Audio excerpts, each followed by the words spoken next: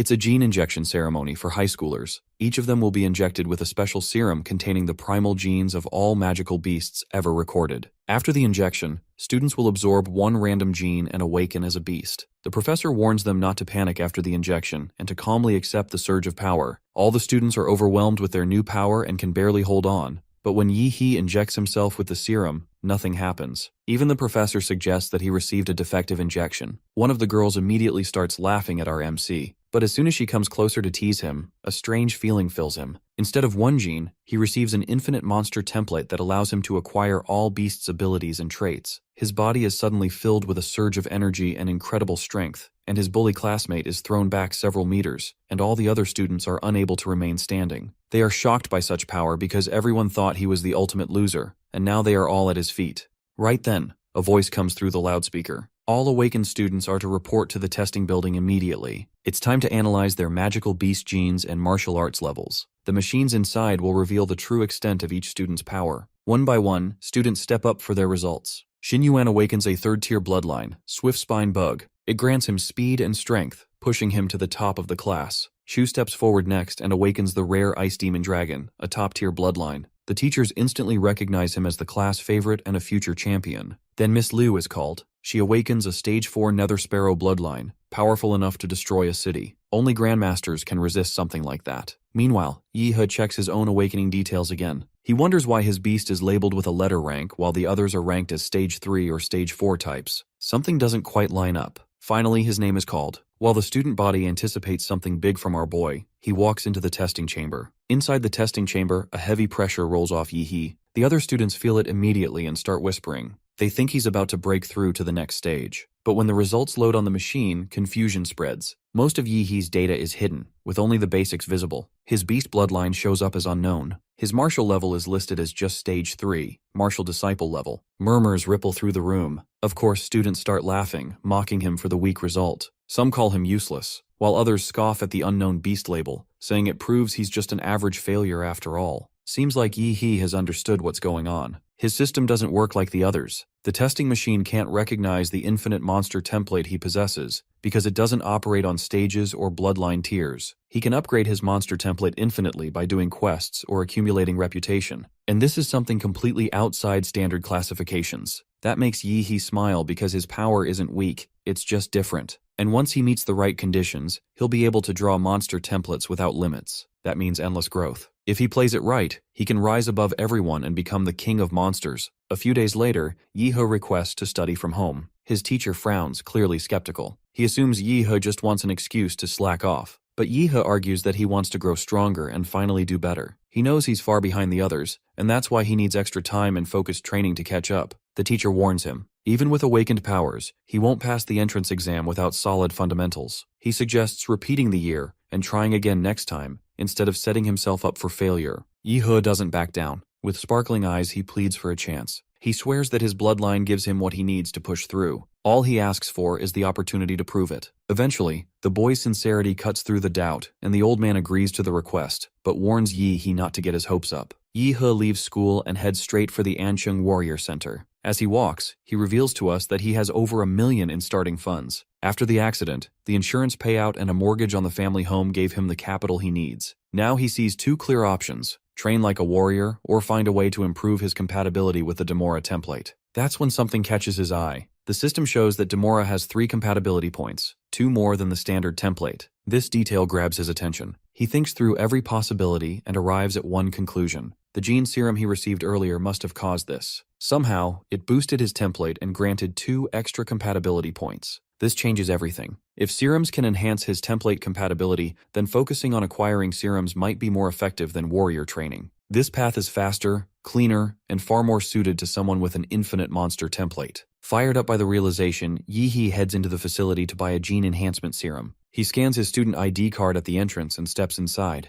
As soon as he walks in, something grabs his attention. The room is packed with strong individuals. Each one is surrounded by a dark, heavy aura, an echo of the beasts they've fused with. These are awakened warriors, and Yi-He can feel it. Every single one has already unlocked their bloodline. Ever since awakening the Mad Flame Demora template, he's gained a special ability called the Life Magnetic Field. It's one of Demora's powers, letting him sense living beings and detect the flow of energy within them. Now Yi can clearly feel the heat and pressure rolling off every awakened warrior nearby. His blood boils. Mad flame. Demora is king of beasts, so my guy also possessed this insatiable hunger of defeating everyone in plain sight and conquer the world. Even though Yi knows he's still weak, the instinct runs too deep to ignore. One day he plans to stand above them all, and when that day comes, the world will witness the true power of the king of beasts. Suddenly someone taps him on the shoulder, catching him off guard. A stylish woman stands behind him, and teasingly, she suggests not to stare at people so openly. Yi quickly apologizes. The woman waves it off, saying it's normal for new awakeners to lose control. Most can't help it at first. He asks if she can help him find the gene medicine. She affirms, explaining that while gene medicine is effective, it's also expensive. Worse, the body builds resistance over time, making future doses less useful. Her advice is clear.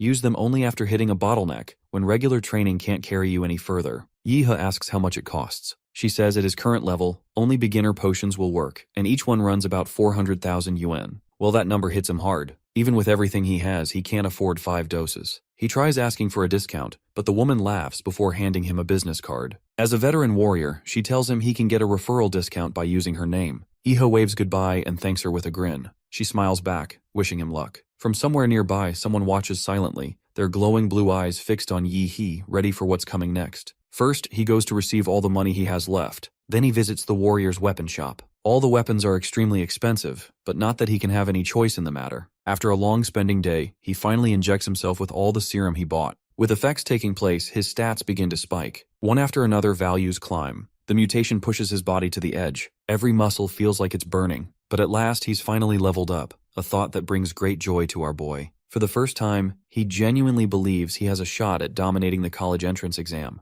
Even with a cheat-like ability, it means nothing if it can't push him past the true geniuses of the world. To climb his ranks further, he sets his sights on the secret realms. These otherworldly zones are ranked by danger, from E-class to the catastrophic S-class. S-class realms hold beasts so powerful that if they ever escaped, the world wouldn't survive. Today, Yi arrives at Ancheng number 3, an E-level secret realm reserved for rookies. He heads to the counter, books his entry, and signs the standard death waiver. Moments later, he stands before the realm's glowing portal and locks in his ambition. He's going to become the king of beasts. With that, he charges forward into the rift, diving headfirst into the pulsing energy. On the other side, Yi lands like a hero. The realm stretches endlessly, scattered across the stars of Kanglan, Anhui, and Taijin. He's read about places like this before, but seeing it in person is something else entirely. It's breathtaking. While he marvels at the landscape, a red creature watches him from behind. It's a blade-fang rabbit crouching low in the grass. When it lunges towards him, Yi doesn't flinch and grabs it midair with one hand, slamming it to the ground.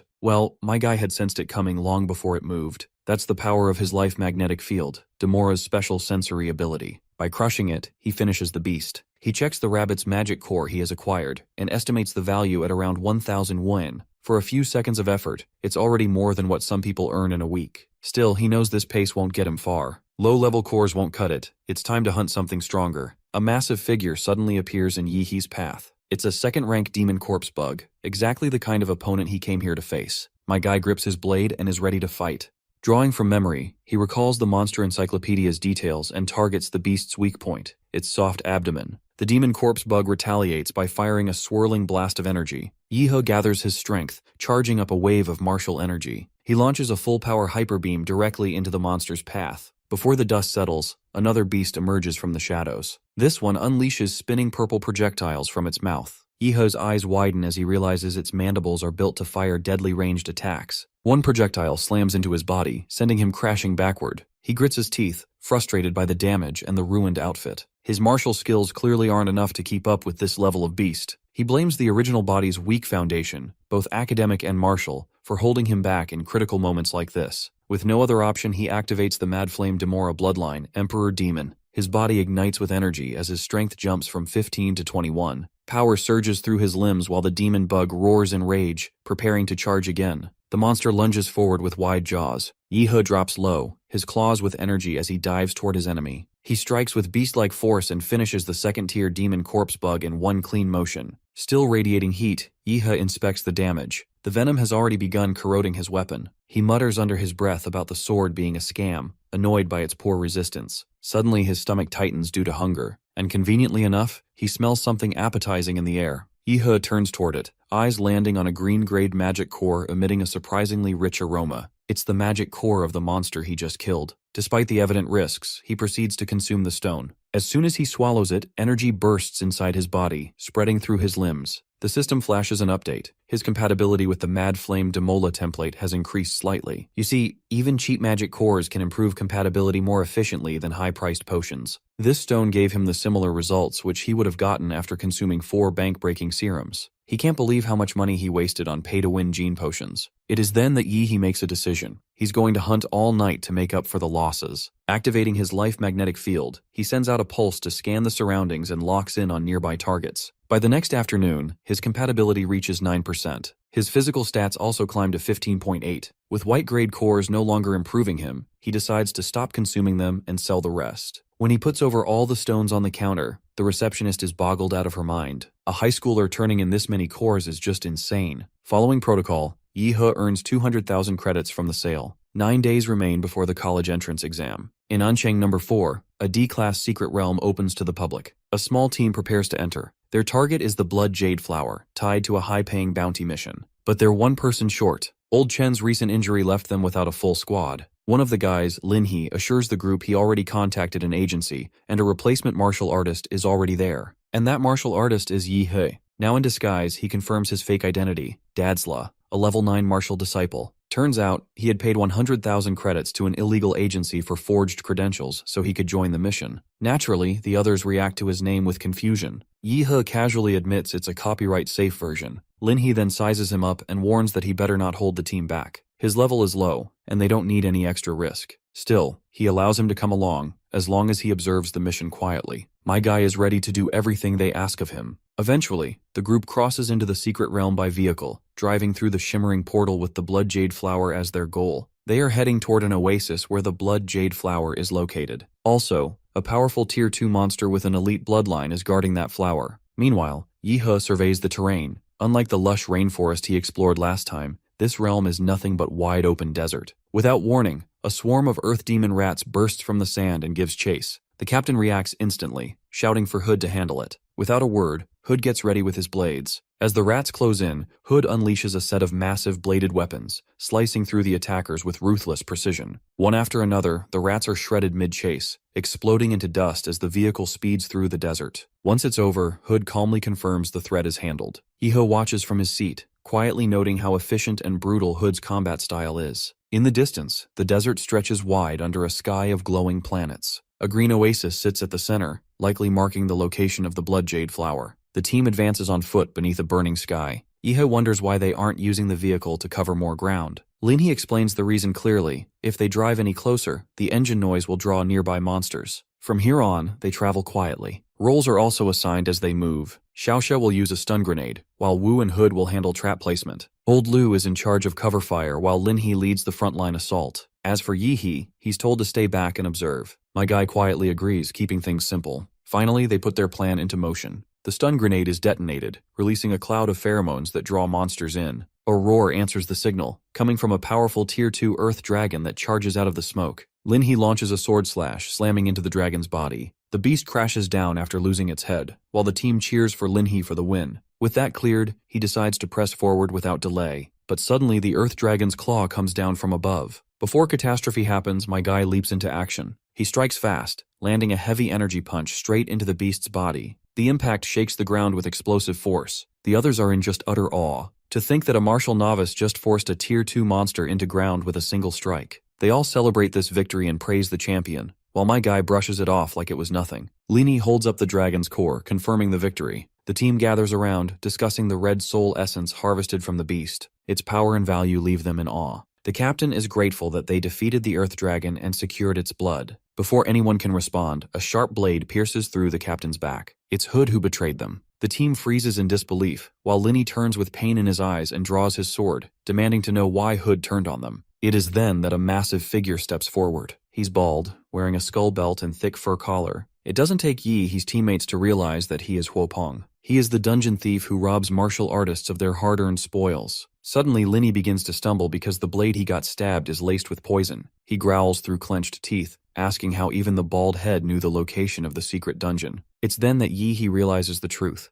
There was hidden information embedded in the blades Hood used earlier to dispatch those hounds, planted with intent. Seeing how cunning our boy is, Hood smirks and mocks our boy, telling him to stop chasing death and go back to school. But my guy doesn't flinch and replies that he plans to take first place in the upcoming exam. The bastard then throws those same poison-laced daggers, but my guy catches them bare-handed and burns them away with his blue aura. Seeing this, Huoping's interest has increased in our boy. Hood, on the other hand, decides to go ballistic and throws a barrage of daggers at his enemy. Yihe counters with a burst of fiery energy, fully unleashing his strength. Hood then vanishes from his place and appears right behind our boy, attempting to drop in with a devastating technique, Mountain Splitter. Yihe answers with crackling electricity and fires a piercing bolt of energy that directly makes its way through Hood's heart. Seeing the bastard down for the count with just one strike, Captain Linny and the others are stunned. The supposed novice just took down Hood in one strike. As my guy is aura farming with his enemy dropping from the sky, Huoping is shaking in his boots. He demands to know what kind of powerful family Yihe comes from. There's no mistaking it, he recognizes the gene technique. Yihe answers coolly, saying he's from the Damanra clan, and throws in a sharp remark about Huoping's growing desperation. The enemy responds with a roar of dominance and lets go of his human form. He has activated his bloodline transformation, unleashing the terror of Tyrant Terror Black Bear. His muscles swell and his body mutates into a towering beast. Using the martial technique Peak Shaker, he charges forward. Yihe strikes first, aiming low. His attack lands hard against the beast's legs, but Huoping swings back with a spin punch. His massive paw slams into the earth, blasting debris in all directions. Instead of towing around with this bastard, my guy decides to end this. He channels everything into one strike, core-fused mountain-crushing fist. The technique helps him unleash a barrage of devastating blows, pounding his enemy to the point that the bastard is no longer in the state to fight. His teammates stare from a distance, struggling to process what they just witnessed. The so-called martial novice just brought down a powerhouse. The injured bastard's voice grinds out a final curse. He calls Yihe's gene technique despicable and swears that he'll be punished eventually. Yihe doesn't respond with verbal jabs, because his blazing blue fist is more than enough to shut this guy up. The scene then cuts to Central Stadium of An City, where a massive martial arts tournament kicks off. Cheers rise from every corner as flags wave and lights flash. This year's entrance exam follows a knockout format. Students are paired up, and only those who win 3 consecutive matches in the audition rounds will qualify for the finals. At the top of that bracket waits the title of highest scorer. From the broadcast booth, the announcer hypes the crowd, reminding everyone that these students represent the future of humanity's survival. Every punch they throw carries more than just personal ambition. The higher-level entrance exams begin in full force as combat erupts across the stadium. In Arena 1, battle energy collides with precision strikes as students fight with everything they've got. In Arena 4, another fierce duel is already underway, with no signs of slowing down. The attention then shifts to Arena 6. There, only one participant stands on the platform. Her name is Huang, waits for her opponent. The commentator updates the audience, explaining that while Huang has arrived, her opponent, Yihe from Ancheng Middle School, is still missing. With no sign of him, the match may end in a forfeit. Meanwhile, the woman looks fired after recalling the humiliation she endured in the past. She has trained hard for this moment, hoping to claim revenge with the help of her fierce fire lizard. But once again, the one person she wanted to face didn't even bother to appear. Meanwhile, students and spectators mock Yihe, calling him a coward for failing to show. The referee raises his hand and prepares to confirm the forfeit. Then everyone notices that the sky is shifting. A streak of blue light cuts through the clouds. It's our boy, descending from the sky like a goddamn meteor and crashes into the arena floor with thunderous force. The ground shakes as dust and debris scatter from the impact zone. Huang flinches, thrown off balance by the blast. She is unable to make sense of what's happening. From within the smoke, Yihe launches straight into action, driving his foot into Huang's face with overwhelming force. That single kick lifts her into the air and sends her flying across the platform. After knocking her opponent, my guy is farming some extra aura by acting nonchalant. Huang lies defeated on the ground as the announcer declares Yihe the winner. The crowd erupts with excitement, cheering for his strength and praising the legendary sky kick that ended the match. Also, our boy's power stems from the blood jade fruit he got from the captain for saving their lives back then. As expected, the tournament bracket updates, showing Yihe advancing to the next round, now scheduled to face Long Tao. But once again, my guy defeats Long Tao from Ancheng No 4 Middle School with a powerful blue energy strike. In the following round, Yihe knocks out another opponent from a different middle school, securing another decisive victory. The crowd celebrates his back-to-back wins, shouting that he's become a one-kick Superman thanks to his unstoppable performance. With 3 victories behind him, Yihe clears the audition phase and moves into the 3rd round of the tournament. University scouts immediately gather around him. Each one tries to recruit him, offering praise and promising scholarships. Surrounded by officials and representatives, Yihe calmly repeats the question they keep asking and states his answer. He declares that he plans to enter Huadu University. Some nearby voices question the decision, warning him not to be overconfident. Huadu is one of the top martial arts universities, and getting in is no easy task. But my guy is clearly determined to prove them wrong and claim first place by strength alone. Shortly after, officials approach him and request a re-evaluation of his martial arts level. Of course, the results shock everyone. Yihe's cultivation stage has jumped from 3rd to 9th in just half a month. My guy spins this story that he trained inside a dangerous secret realm, motivated by his father's final message. The revelation leaves the crowd stunned. Word spreads quickly that Yi has already broken through his genetic lock. The officials leave immediately to report the news. Well, Yi isn't liking all the attention he is getting. While other students prepare for their matches with family members cheering them on, Yi stands alone. He reflects quietly, realizing there's no one waiting to support him. No parents, no friends in the crowd. The feeling settles in, he's truly on his own. But it seems like he is wrong. His teacher watches the match on broadcast and offers a small cheer in Yihe's direction. Yihe walks into the arena with full confidence for his next promotion match. His opponent is Luo, a strong fighter with elite lineage and a powerful bloodline. The bastard mocks Yihe the moment they face off, but my guy stays composed. He knows the outcome will be decided by strength, not words. As the match begins, Luo activates his bloodline awakening and unleashes a martial technique, Dashing Lightning Claw. The attacker surges forward with speed and raw energy, attempting to grab our boy's face with this creepy claw. Yihe stands still and only bothers to raise his hand to stop his enemy. He mocks the weak force behind this attack and starts twisting the arm, making Luo cry out as his hand is crushed effortlessly. Yihe lifts him into the air and smashes the bastard right back into the ground. The slam is so powerful that it literally demolishes the flooring. And once again, the announcer declares Yihe the winner. Even the host is shocked. Luo was one of the tournament's top seeds, and he didn't land a single blow. Online, fans explode with excitement. They praise Yihe's calm presence and unbeatable strength, calling him a true master. In the stands, the crowd is cheering for the one-kick man and naming him a sure finalist. As Luo is carried off on a stretcher, a new rival stares from across the arena. He watches Yihe with admiration and quietly declares that he intends to face him in the final. At Huadu University, the admissions office takes notice and quickly orders a full investigation into Yihe's record. Meanwhile, matches continue in the neighboring arenas as the second group of candidates move into the next round. Xiaoling, known as the Queen of Anqing Second Senior High, steps into the arena with the spotlight on her. Across from her stands Liu Qingju, the quiet and graceful figure known as the Unattainable Flower. Their rivalry is well known, and the crowd leans in as the match prepares to begin. The referee blows the whistle. Xiaoling charges forward immediately, throwing out a taunt as she closes the distance. Liu Qing doesn't respond. Instead, she activates a powerful secret martial art. A wave of massive energy is unleashed from her palm, blasting straight at her opponent. The impact lifts Xiaoling off her feet and sends her flying through the air. But she quickly recovers and counters with her own skill, known as Howling Gale Step. Liu drops her stance and shifts subtly. She creates a swirling field of energy, catching her opponent's hand in the air current trap.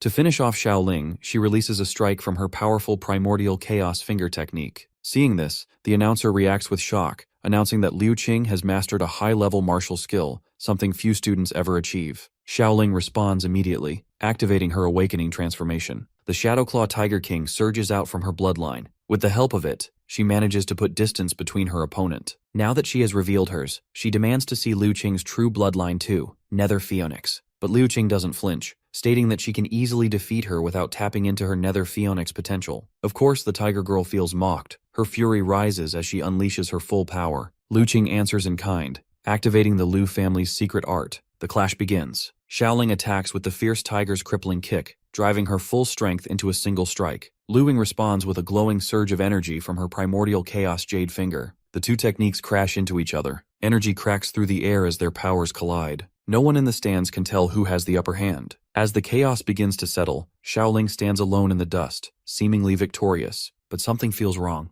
A sudden wave of pressure hits her. Before she can react, her legs give out and she collapses from exhaustion. At the same time, Liu Qing remains on her feet. The referee steps in and announces the results, and Liu Qing is declared the winner. Online viewers erupt in disbelief as news spreads. Liu Qing has awakened a rare 4th-tier Nether Phoenix bloodline. With the battles narrowing, the tournament prepares for the top 8 advancement draw ceremony. Yihe steps forward to draw his placement and pulls slot A for the next round. His opponent is revealed moments later, Shen from Qingfeng Private High, who also draws into Group A. Since they will be battling in the second round, Shen suggests they stay to watch the first fight. In the arena, Luo is on the ground, seemingly overwhelmed by his enemy. His energy control is sharp, precise, and built for high-tier combat. Yihe watches closely, realizing the mysterious victor is actually his schoolmate, Chuzhou. The Qingfeng principal fumes as the school's representative falls in the very first top 8 match. Yihe turns to Shen and asks how he compares to Luo. Shen answers with confidence, saying he's the president of the martial arts club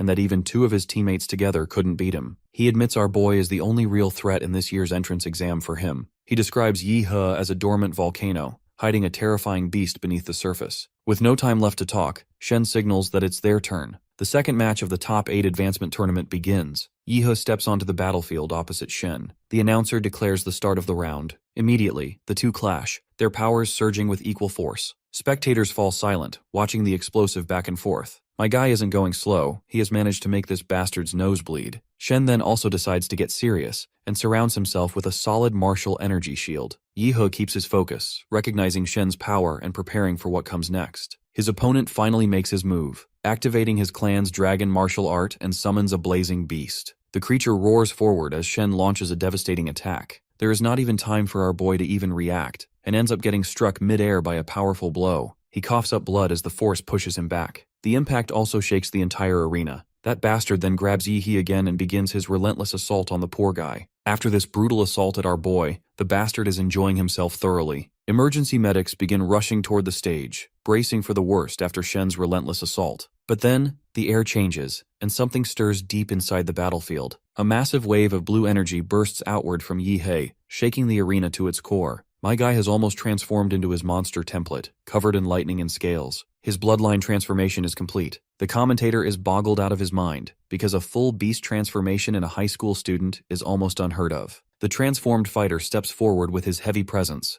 power. Meanwhile, an elder examiner watches the field closely and notices something else. Yihe's core energy is skyrocketing. A defensive barrier activates instantly, triggered to contain the explosion of core radiation coming off his body. The spectators are having the time of their lives watching this all happen. Yihe's bloodline awakening is like nothing they've seen before. My guy smirks in his awakened beast form, fully aware that no one on this planet understands what he's become. Across the arena, Shen starts bleeding again. The pressure from Yihe's energy is too much, and his body can no longer contain it. In response, he also transforms. His beast form erupts into view, glowing with golden energy that scorches the air around him. Both begin charging their ultimate martial arts techniques. My guy strikes first, and obliterates his opponent's hand in the blast. It's clear who is the winner here, and our boy wants his opponent to realize this already. Shen starts to sense that Yihe's strength has gone beyond control after his awakening. My guy doesn't waste any time and dives in once again, throwing a rapid barrage of strikes, hammering into Shen without pause. The both contestants continue to fight, with Shen trying his absolute best to gain the upper hand. But at one point, he learns it the hard way that he doesn't stand a fucking chance against this beast of a man. Before Yihe throws a finishing blow, Shen forfeits. Yihe is utterly disappointed that the match has ended even before it started. Regardless, Yihe is officially declared the winner. Online, the response is instant. Fans joke that our boy didn't even go all out and his opponent surrendered like a pathetic dog.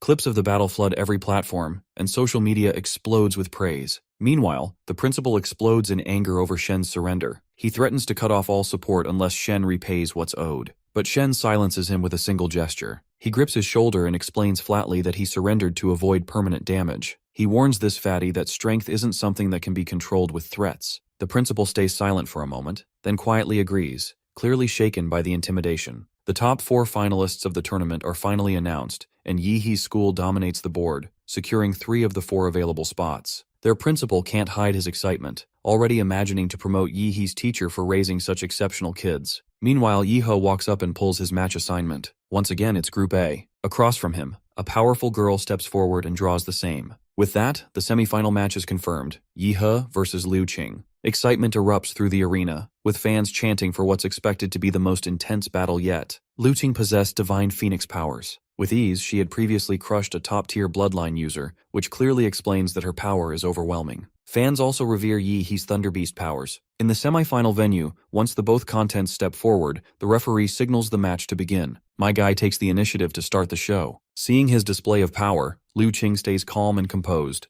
The only thing she's hoping for is that he's strong enough to push her limits. The commentator can't see Jack due to the swirling dust, struggling to describe what's happening. Let's cut to our boy's inner monologues. He quickly realizes she's not just powerful, her battle instincts and intelligence are far beyond most opponents he's faced. Understanding the risk of dragging the fight out, he acts first. His body ignites with blazing energy as he charges directly at her, launching a full-force attack. Liu Qing surrounds herself with energy, preparing to counter as Yi He closes in. At the last moment, he spins into a sweeping strike, trying to catch her off guard. She reacts instantly, blocking just in time, but the move surprised her. My guy leaps again, driving his energy into a direct punch aimed straight at Liu Qing. Clearly, my guy isn't giving her a single chance to strike back or fall back, overwhelming her clearly. After this continuous back and forth, she decides to act for real this time. She activates her bloodline, awakening the force of the Netherbird. Her eyes glow with intensity as she warns Yi He that she may not be able to control her strength in this state. Yi He isn't bothered. That's exactly what he wanted to hear. He explains that until now, he was only using half of his power, and he's ready to fight seriously. Liu Qing dives toward him at full speed, unleashing a devastating strike. Yi He roars, power surging through his limbs, and counters with explosive force.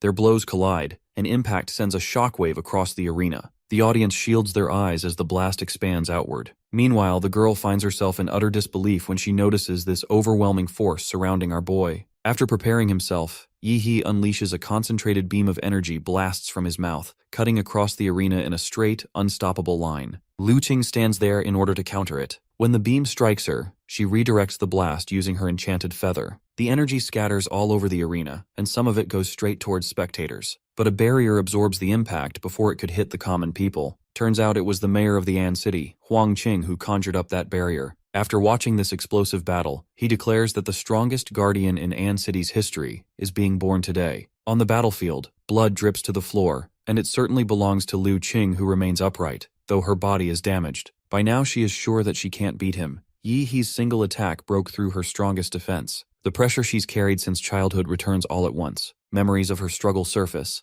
the strict expectations, and the weight of her family's legacy pressing down on her shoulders. Her ancestors had placed all their hopes on her. Her mother's cold voice echoes in memory too, reminding her that victory wasn't optional. It was the only path she had ever been given. Meanwhile, Yi He stands there, clearly undefeated. Liu Qing can't stomach her defeat. With the last of her strength, she charges forward in a final burst, giving everything she has left. But the guy stops her cleanly, catching the attack mid-air. He then charges his fist again, and continues to slam her into the ground, pushing her beyond her limit. Eventually, Liu Qing reaches her threshold, the intensity of his blows tearing through the resistance she had left. The dormant energy inside her suddenly surges. As she unleashes her final transformation, her wings flare wide majestically in the sky, glowing with the combined power of lightning and purple flames. Yi He watches calmly, unleashing his own powers in return. He activates his strongest body technique, fusing martial force and elemental energy into one form. From that point, he leaps towards her with his technique in tow. Their clash begins, and this time the both look like two majestic deities duking it out with each other. Like literally, their exchange of blows is so rapid that I can't even follow what in the hell is going on. From the sidelines, the announcer begins to panic, realizing that neither fighter can fully restrain the energy they are wielding. As her attack heads towards our boy, he prepares himself and uses a hidden genetic technique. A massive golden wall bursts from the arena floor, ready to defend our boy. As the opponent's energy strikes the wall struggles under the pressure and eventually breaks apart. Spectators stare in shock, wondering what just happened. Some worry that if the mayor doesn't step up, the entire arena may collapse. The man in question is also tensed up as well. His eyes follow the damage across the fractured barrier. The sheer force generated by Yi He and Liu Qing's combined power had overwhelmed it instantly. Meanwhile, back in the arena, blood trickles down Liu Qing's hand as she forces herself upright.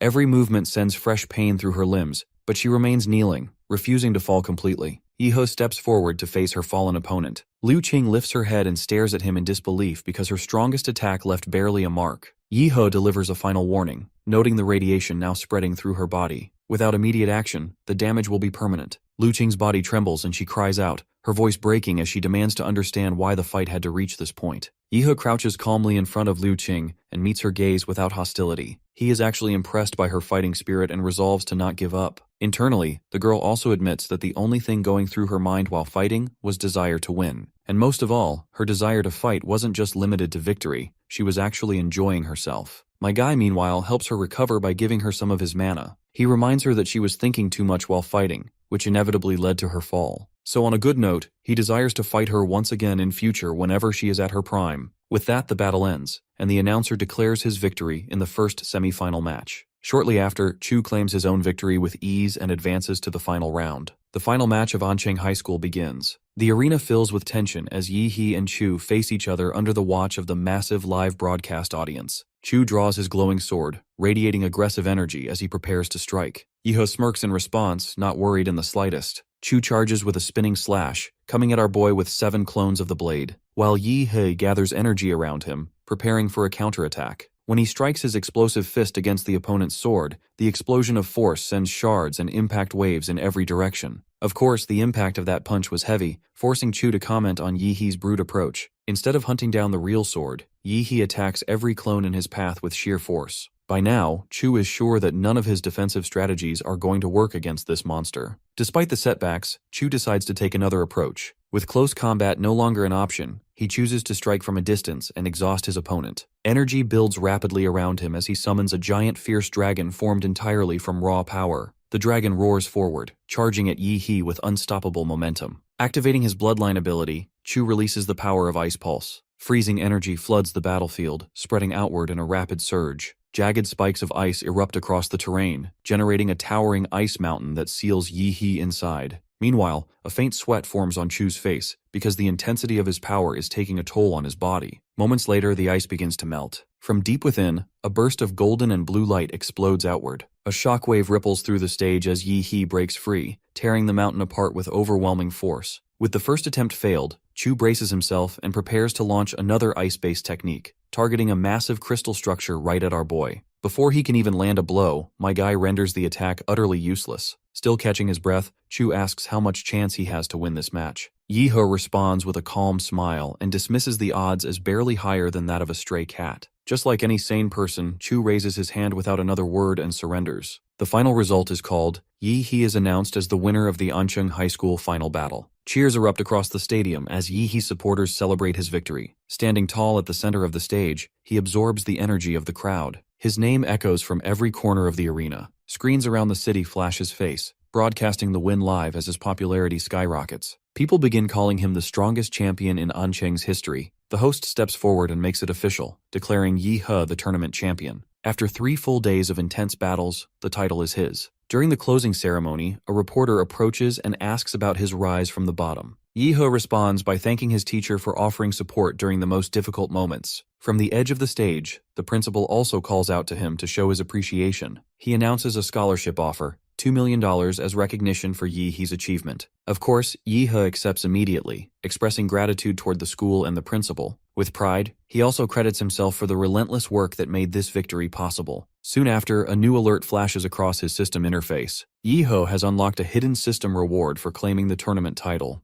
Later, he walks down the quiet stadium corridor, but the moment he steps outside, a crowd explodes around him. Reporters, students, and camera crews rush in from every direction, overwhelming the hallway with lights and questions. Several students push forward, holding up suggestive images and asking bizarre, inappropriate questions. Caught off guard and unable to respond, Yi He bolts through the doors, shouting that he doesn't have time for any of it. He slips into the basketball gym, finally shaking the crowd. Breathing easier, he is excited after learning that he can earn other template abilities as well, meaning he is not limited to using just one template. Before he can mull over it any further, a man steps out of the shadows and congratulates him on winning the tournament. At first, Yi He assumes it's another reporter, but the man quickly clarifies that he isn't from the media. He introduces himself as someone connected to Huadu University, here to discuss a matter related to genetic locking. Of course, my guy gets a little alarmed after hearing this term. After all, he gained all his power through monster templates and had never used any system related to genetic locking. The man then asks if this term was something Yi He learned from his father, who was just a regular taxi driver. Yi He confirms it, but the man pulls out confidential documents and says the information doesn't match his father's background. There's more to this story, something hidden deeper. He hands Yi He an envelope and says it's related to his unique case. Yi He opens it and freezes on the spot after seeing the contents. Inside is an image of a divine-like being named Prometheus. The documents reveal a connection to a top-secret national biotechnology project, one that has never been disclosed to the public. It looks like Yi He finally understood what this guy's deal is. As far as he has understood, these guys think that his father was a scientist working on this Prometheus project, and Yi He himself is the result of that project. The man confirms this assumption by informing him that he has been identified as a high-level national subject. According to the report, he is now recognized at the national level and will be protected under full state authority. Furthermore, the state has no intention of causing harm. Instead, Yi He is entitled to know the truth about himself and his classification. Of course, my guy plays along and responds accordingly. For him, fame always brings trouble, so he would rather be left alone. Once the guy is gone, Yi He returns back to the task at hand. With his official acceptance into Huadu University confirmed, he is celebrating the substantial scholarship and prize money he received. Most importantly, he is excited to draw the template ability he has been awarded for clearing the exam. Waiting no longer, he activates the system's template draw function. A glowing portal-like structure materializes before him, radiating with powerful light. As energy gathers around the vortex, a massive godlike mechanical being emerges. The system identifies it as an D-rank template, supergiant humanoid. This thing is 60 meters tall and has a 1% fusion rate. The reveal leaves Yi He stunned. He immediately begins calculating the potential. If the supergiant humanoid could be fused with the Demora template, the result would be devastating. A visual forms through the system, an imagined fusion of both monstrous powers, towering and violent, radiating near limitless energy. Elsewhere, a mysterious big shot cancels all of his scheduled appointments. He simply states that private matters must be addressed. The guy this big shot is talking to is an investigator in a hazmat suit, reporting that no body was found among the ruins. However, remnants were recovered near the last signal location. Testing reveals signs of nuclear radiation and traces of a massive energy explosion. It looks like this masked dude is investigating our boy. The big shot doesn't want his supposed brother to put himself in danger. After all, their mother's last wish was that the big shot protect his sibling at all costs. He reviews footage of Yi He's victory at the Ancheng tournament, but laments his little brother won't be able to enroll in any university. Back to Yi He stands there holding a mysterious package in his hands. He turns it over and opens it cautiously, wondering if the contents will help him in the upcoming secret realm exploration. Inside is a handwritten letter. He reads the note and learns of an ancient artifact discovered in the realm. The details leave him stunned, and stares at the letter in disbelief, surprised that anyone still writes by hand in this era. As the sun sets, Redwood Mountain in An City glows under the fading light. A massive crowd has gathered at the trial site, thousands standing in anticipation as the secret realm event approaches. Among them, we see Chu greet Yi He with confidence. Yi He observes him carefully, noting how much stronger he seems since their last meeting. Curious, he asks which university Chu plans to apply to. The guy answers with Huadu University, which clearly means that the two of them might still end up at the same school. Suddenly, Yi He senses a subtle sadness in Chu's demeanor. Right then, a loud announcement rings out over the mountain, calling all participants to attention. In the sky above, a dimensional rift begins to crack open.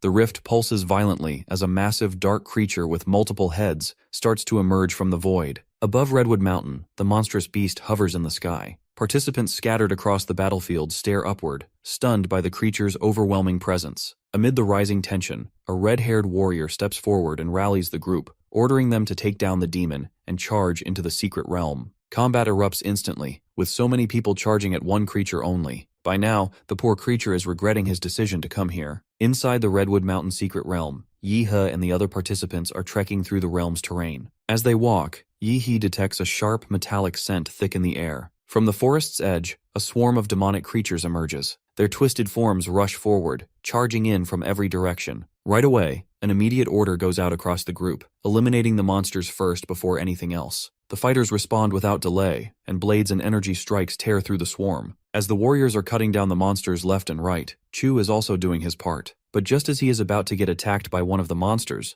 our boy helps him out. Speaking of our boy, Chu glances behind him, only to find dozens of demonic beasts lying in a melted heap nearby, their remains dissolved down to bone and smoke. He gets shocked when he realizes that it's Yi He who killed all of these creatures. It's revealed that he's been using large-scale nuclear radiation strikes, quietly destroying the cellular structures of the monsters, without leaving a trace. Observers watching are shocked by the speed and scale of the clearing. Some express doubt that a high school student could be that powerful, but others recall the strength shown during this year's live broadcast, reminding them how exceptional the top candidates truly are. Yi He and his team stand ready, power radiating from their bodies as they maintain formation. After the intense battle, the leader of the Beast Tide has finally been defeated. The remaining monsters have retreated, marking the end of the assault. Meanwhile, my guy went all Green Goblin and swiped every stone he managed to find. Though he isn't sure how he's going to travel with all this baggage, his friend Chu lends him this ring that can help him carry the supplies. Just then, the powerful senior warrior who defeated the beast leader returns. Relief spreads through the survivors seeing the big shot back. Without his intervention, the outcome would have been far worse. The big guy turns his attention toward our guy and introduces himself. His name is Wu Sen, from the An City Silver Wolf Group. He directly praises our boy for his performance. He is impressed so much that he offers an S-rank contract to join their elite squad. The contract includes university backing and high-level benefits. Of course, those watching react with disbelief. After all, even top university students rarely receive offers of this caliber. Before Yi He can respond, a girl arrives riding a black flame beast. She teases Wu Sen for showing up so early just to swipe up all the potential candidates. She then also invites Yi He to join their smaller organization, offering 15% of their monthly cultivation resources.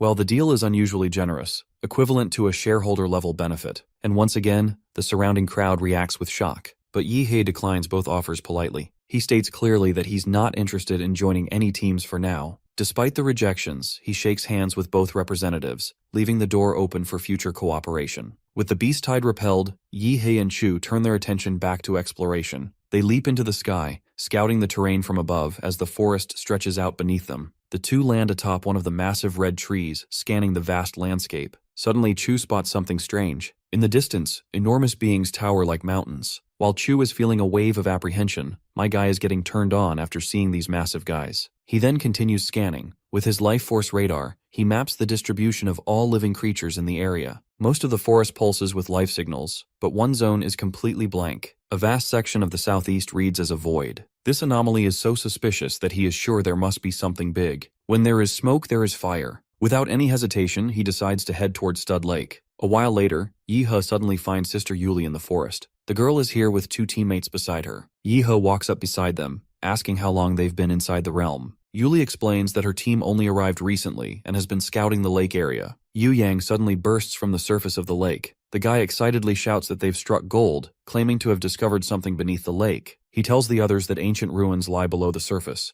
and the group cheers together. Yi He, surprised by the energy in his voice, questions what kind of ruins would cause such a reaction. Chu explains that inside secret realms, structures left behind by lost civilizations are known as ruins. These places often conceal powerful knowledge, techniques, or ancient artifacts. Chu further adds that many of the foundational principles behind modern martial arts and technology are believed to have originated from such discoveries. Suddenly, Yu Yang goes on high alert when he notices our duo, and he is certainly not looking pleased. But Yuli tries to calm her teammate down, explaining that our duo had ranked first and second in the last city trials. Their strength is well above average, and suggests letting them join the team. Yu Yang eyes them carefully, then demands to know how the spoils from the ruins will be divided. Yi He suggests that rewards be distributed based on individual contributions. The more you contribute, the higher your share gets. Reluctantly, Yu Yang agrees to the temporary alliance, but leaves a warning not to step out of line. With the plan set, they dive into the water. Together they swim toward the ruins, entering a glowing cave lit by crystal formations hanging from the ceiling like icicles.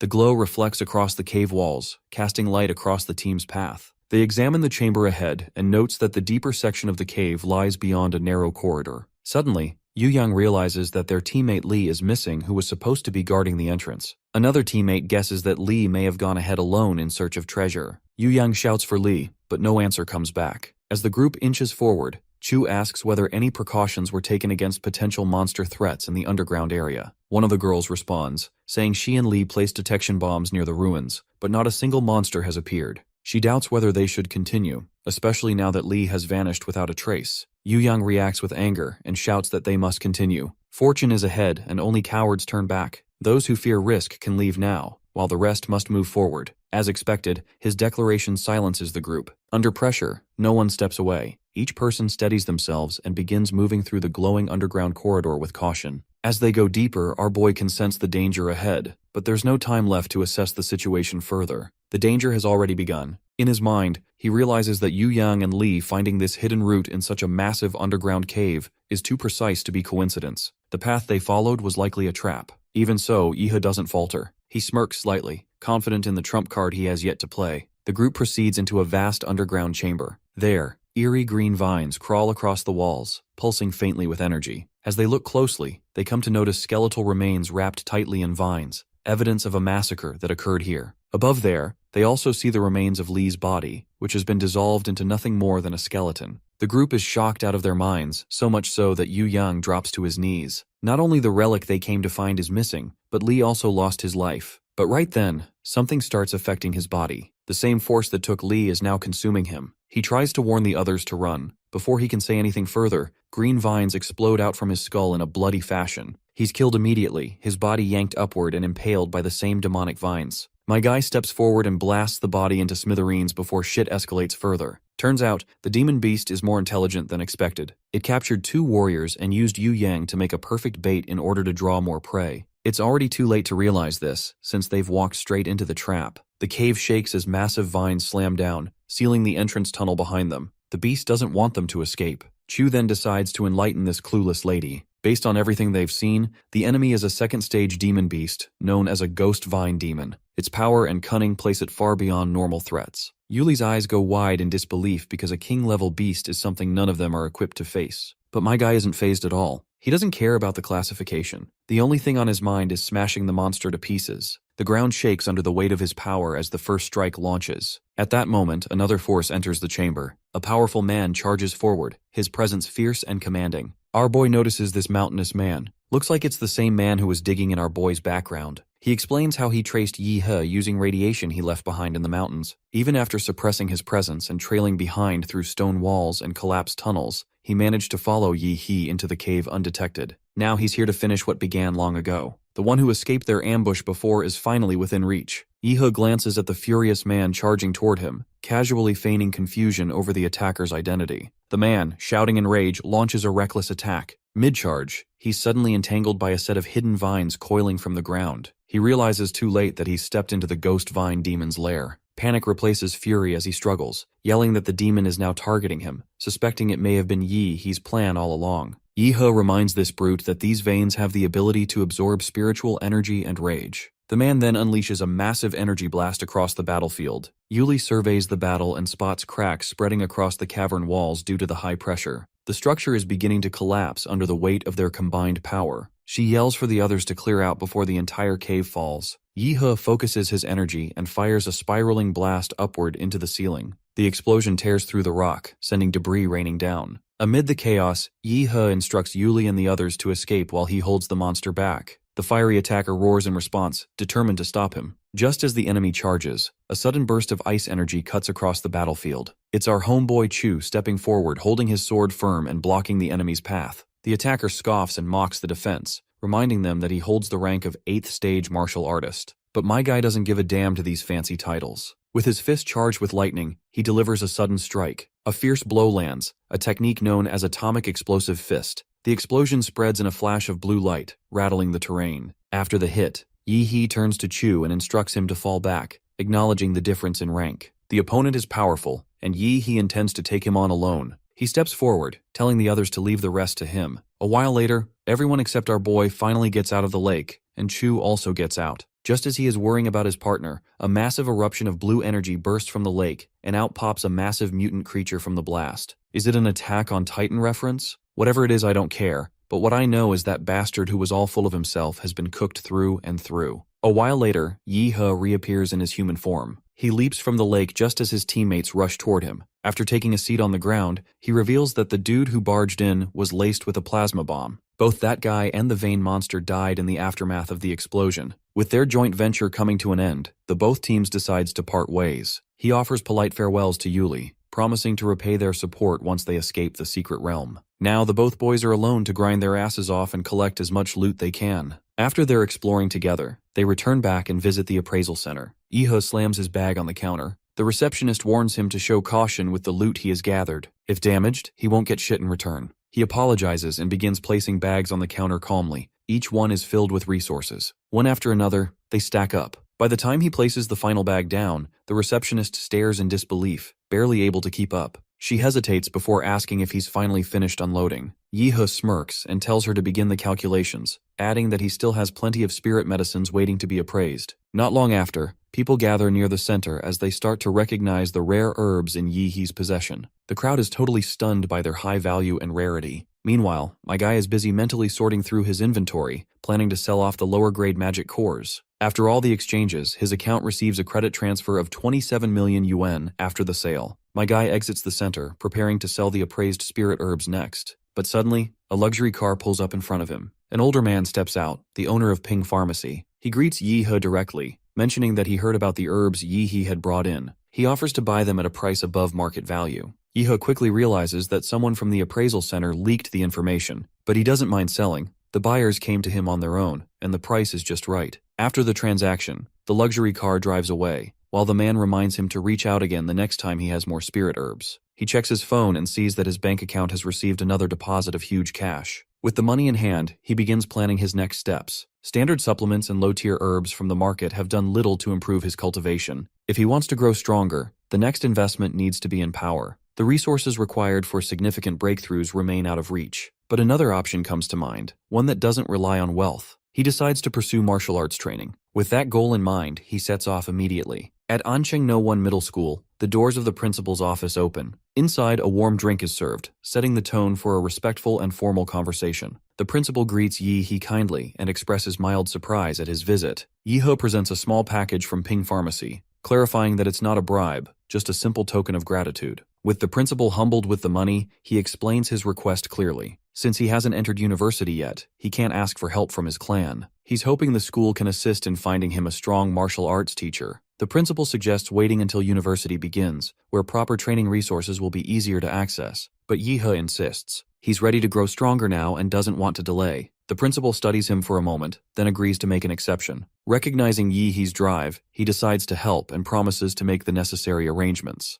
The next afternoon, Yi He wipes sweat from his forehead after a training session. His phone rings with the update, telling him that everything is ready. He thanks the principal and asks which martial arts family is willing to take him in. When he hears the answer, he stops in disbelief. The Liu family of Ancheng has agreed to teach him their secret techniques. In the outskirts of Ancheng, a motorcycle tears across the road at high speed. The girl riding on the back is enjoying the ride so far. The driver looks like a playboy, and he is ready to show even more power. Ahead of them is our boy, pedaling his bike fast enough to keep up with the bike's speed. He warns the lovers to ride cautiously because speed kills. Of course, the biker feels humiliated when he realizes that a biker is going way faster than him. So, the reckless driver decides to go all out, determined to prove his dominance. He accelerates more than he should and leaves his opponent behind. Before the rider can feel proud of himself for getting ahead, my guy utilizes his powers and zip past the bastard with a speed no ordinary cycle can match. The riders stare ahead in disbelief, unable to process what they just witnessed. Moments later, Yi He arrives at the gates of the Liu family estate. He takes a moment to take in the grandeur of the towering structure. His radar has picked up a bunch of powerful guys living here. From the estate's entrance, a girl steps into view. Liu Qing greets him with a smile, but she stiffens the moment he tries to tease her. Eventually, she turns and begins walking. As they enter inside the mansion, Liu Qing announces Yi He's arrival. With her call, her mother begins descending down from stairs to greet the young man. Her beauty is undeniable, but it's the command in her presence that stills the air. She introduces herself as Qin Lan, the matriarch of the Liu family, welcoming Yi He. The scene then cuts back to the past. After the college entrance exam, Liu Qing stands nervously before her mother. As she starts to speak, her mother interrupts softly, telling her not to be nervous. A large screen nearby plays footage of Yi He's performance in the exam. Watching closely, she praises her girl's exceptional performance in the exam even though she lost. She then brings up her younger brother. The mother reminds her how her son lacks the talent to carry the family forward, leaving Liu Qing as the sole heir. Similarly, she also acknowledges her daughter's worth, her intelligence, her beauty, her strength, making her their final hope. The Liu family is standing on a fragile edge with her father already pushing up daisies, and their future hinges on powerful alliances. Without blinking, she suggests marrying her daughter to our boy. After all, Yi He's strength, talent, and solid bloodline makes him the perfect candidate. He isn't just a rising star, but someone worthy of the Liu family. She simply asks her daughter to spend time with him and see for herself what kind of future he represents. In the present, at the entrance of the Liu residence, Yi He bows respectfully and presents a gift. Liu Qing's mother receives him warmly, greeting him with kindness. She mentions that the school principal informed her of Yi He's request to study advanced martial arts. She confirms the arrangement and instructs Liu Qing to guide him. Yi He will be taken to the Liu family's martial arts pavilion. According to the family's rules, he will be granted 1 day inside to train. She explains that deep within the pavilion are 3 powerful martial techniques, and whether he can comprehend any of them depends entirely on his own talent. Yi He bows again, offering formal thanks to the Liu family rather than to her alone. The gesture does not go unnoticed. Liu Qing's mother silently marks his awareness, noting his political tact and steady demeanor. The girl meanwhile watches the exchange, puzzled by the way her mother seems to view Yi He with new interest. Without commenting, she leads him through a long underground corridor toward the martial pavilion. As they walk, Yi-hee decides to lighten up her mood. She leads him through a long underground corridor toward the martial pavilion. As they walk, Yi-hee decides to lighten up her mood by making a teasing remark, prompting a flustered denial from Liu Qing. He leans in too close to her face and she reacts with irritation and embarrassment. The cause of her embarrassment is already clear to us. The poor girl just can't shake off the fact that he is going to be her hubby one day. Anyhow, they arrive at a massive sealed gate, carved from a rare, reinforced material designed to endure high-impact martial techniques. Yi-hee studies it closely and asks if he's allowed to strike it directly. Liu Qing looks at him, clearly unsure if he is even supposed to ask this question. Moreover, why this goofball isn't so impressed with this stone's material. Without waiting, Yi-hee unleashes a glowing blue punch filled with martial energy. As he is about to strike the surface, Liu Qing stiffens slightly. The technique's color and force bring back fragments of past memories, ones she would rather forget. Yi-hee follows up with a second strike, launching another wave of blue energy into the gate. The impact ripples through the air, but the stone doesn't crack or shift. Liu Qing lets out a quiet laugh over his failure, while the guy is totally confused about what just happened. All he felt was his energy being absorbed into the void. Anyhow, she escorts him further inside the scroll library. Going further through this library will arrive the secret vault containing techniques. Before heading further, he is told he may select any technique and unlock it using the identity card he has been given. The girl also warns him that mastering a profound level technique in a single day is almost unheard of, and advises him to begin with something foundational. Yi-hee responds with another casual tease, earning a hesitant, flustered response from her. Regardless, she inputs the code and unlocks the secure vault where the techniques are placed. As the chamber opens, we see small vaults that contain the techniques. She further educates him that learning Xuanhuang martial arts is all about feeling the marital rhythm inside him. If he fails to feel it, then he won't be able to learn it. Long story short, Xuanhuang martial arts are living things. It's not the martial artist who chooses the art, but it's the art that chooses its martial artists. A while later, Yi-hee sits beneath a glowing statue. All he is supposed to do is soak in this light pouring out of this statue. To get context, we cut a little back in time where the girl educates him that the Xuanhuang martial arts are not passed down through scrolls. Their transmission is tied to statues. Sculptures, tools, vessels, any object capable of carrying the imprint of martial rhyme can store and preserve a technique. Legacy is not written but forged into matter. Liu Qing explains that only a true master possesses the ability to forge martial intent into a physical medium, transforming it into a lasting vessel of transmission. So what happens next depends entirely on him. Back to Boy, he stands there for a moment, then lies down flat on the floor. Liu Qing observes from the monitor, looking totally unimpressed due to his shenanigans. Inside the chamber, our boy realizes that this martial rhyme is some kind of spiritual world, and being currently inside, he doesn't possess his powers. Even the system notes that he has entered a spiritual world. The statue behind him comes to life, and reminds his guest that only those with true strength and will can master martial power. It demands proof, strength, resolve, and the courage to walk the martial path. To prove himself, the old man tasks Yi-hee with guard duty where he is supposed to safeguard this temple from the hundreds of ghosts who will roam this place nighttime. With water drops dropping down marks the beginning of the trial. Right away, red demonic ghosts begin to swarm the area. As those bastards leap toward him, Yi-hee channels his power. He charges into the wave with his blade in hand. My guy continues his slaughter, slashing down these ghosts left and right as if it's nobody's business. Meanwhile, the statue watches in silence. Its tone is filled with contempt as it mocks the weakness of the current generation, dismissing how far martial arts have fallen. Meanwhile, my guy is doing his job diligently. But just as he is attacked by one of the ghosts, nothing happens to him. Even the watching statue is forced to acknowledge what he sees. Yes, baby, ghosts can't do a damn to our boy. It turns out that his system is automatically protecting him from these spiritual beings. So within minutes, Bro massacres all the ghosts with his majestic golden energy, much to the statue's shock. Now the next step is to dive into that well in front of him. The well before him holds more than just light. It contains the condensed essence of the old master's life, a reservoir of pure martial energy accumulated over generations. Within the well lies a forbidden technique known as the devil in the flesh. If he can endure the process, there's a chance he can integrate the technique into his body. With that in mind, Yi-hee dives in. The observer watching from above tenses at the sight. After all, never before has someone entered so boldly, so unshaken by the risk. Inside the well, Yi-hee's consciousness is drawn away. Pulled into a spiritual dimension, he finds himself standing before a fierce, multi-headed beast, an embodiment of the trial. As the process begins, blood inside his body starts to boil. His muscles seize and bones convulse under the pressure of the demon technique. Back in the control room, Liu Qing stands beside her mother in silence, watching our boy go through the process. The girl is losing her mind, figuring out what in the hell is going on with this guy. It looks like her mother has begun to understand what's happening. The third Xuanhuang martial technique, the one sealed at the deepest level of the vault, had once come into Liu Qing's grandfather's hands by chance during his later years. No one in the family had ever managed to master it. The technique required enduring shitload of unimaginable pain, and no one had the balls of steel required to master this technique, not even her grandfather. If Yi He has truly chosen to bear the full weight of that technique, it means he possesses a will far beyond the norm and must be ready to face whatever price it demands. Right then, my guy wakes up yanning and stretching casually as if he just had a casual Sunday stroll. Against all odds, he has survived the trial. He then turns toward the statue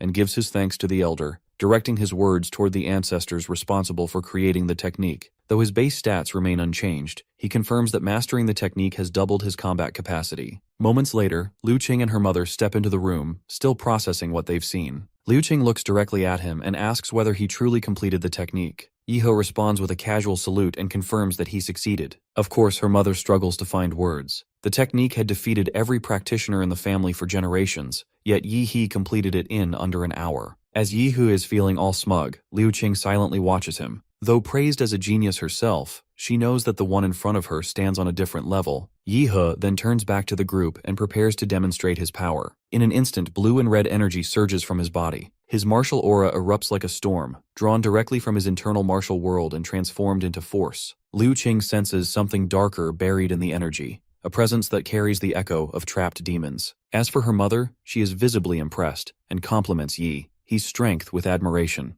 Not gonna lie, mommy looks totally turned on. Liu Qing then suggests he use the rest of his time in the vault to study the remaining techniques. Meanwhile, the mother feels disappointed for her girl. While she clearly discourages the idea of marrying our boy, she is still handing over literal generational wealth to this boy without any reason. But surprisingly enough, Yi He declines further training, explaining that absorbing the last technique took significant effort, and that he has other responsibilities to tend to. Liu Qing's mother accepts his answer and instructs her daughter to escort him home. Before they leave, she casually brings up a rumor about our boy arriving on a bicycle earlier that day. So, she offers to open her garage from where he can pick any top-tier vehicle he may like. Remembering that couple on that cool Hayabusa, Yi He also decides to grab a heavy bike for himself too. We then cut to that Hayabusa walking down the road on foot after losing his bike in an accident. Turns out, he is that pathetic brother of Liu Qing her mother had mentioned. Suddenly, a high-end motorcycle blazes past the estate entrance, kicking up a trail of dust behind it. Of course, it's our boy. That young man outside freezes mid-step, realizing with shock that it's the same person who was racing on his bicycle. Back at our boy's residence, Yi He prepares a strange and unconventional meal. On the table sits a bowl filled with glowing spirit crystals,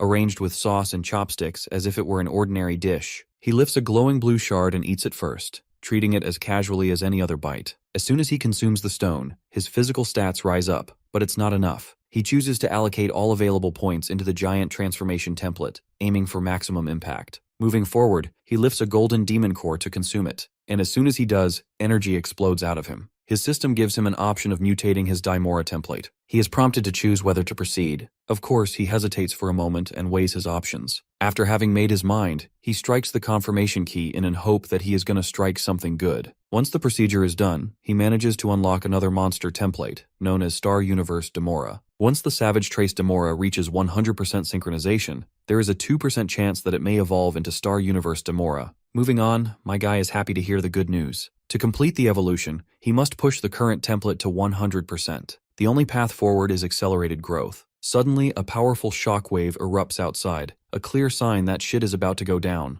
Right outside Yi He's apartment complex, dozens of police cruisers swarm the area as armed officers lock down the perimeter and evacuate civilians. Suddenly, someone knocks on our boy's door. Yi He knows the original owner of this body had no friends who'd show up like this, and there were no scheduled deliveries, so something's off. Right then, he spots an intruder sitting right over the apartment's window. She looks tall, sharp, and deadly. While we don't know who this clown really is, she hints at her intentions a little. Her original plan was simple: hide an item in this apartment and alter the host's memory on her way out. But now that he's seen through her stealth, the situation changes. He'll need to be dealt with. My guy shows no fear. Instead, he takes a moment before dropping the line, "She is already a dead woman walking." Down on the streets, a group of officers clash with a lone man named Joe. Even with all eyes on him, Joe's trying to hold his own. Getting cocky, he ignites the forbidden blood-burning technique. But the bastard is soon humbled when my guy drops down from the air while fighting that freaky woman. Her nano-battlesuit is now scorched black, which clearly means that our boy is giving her rough treatment. Turns out,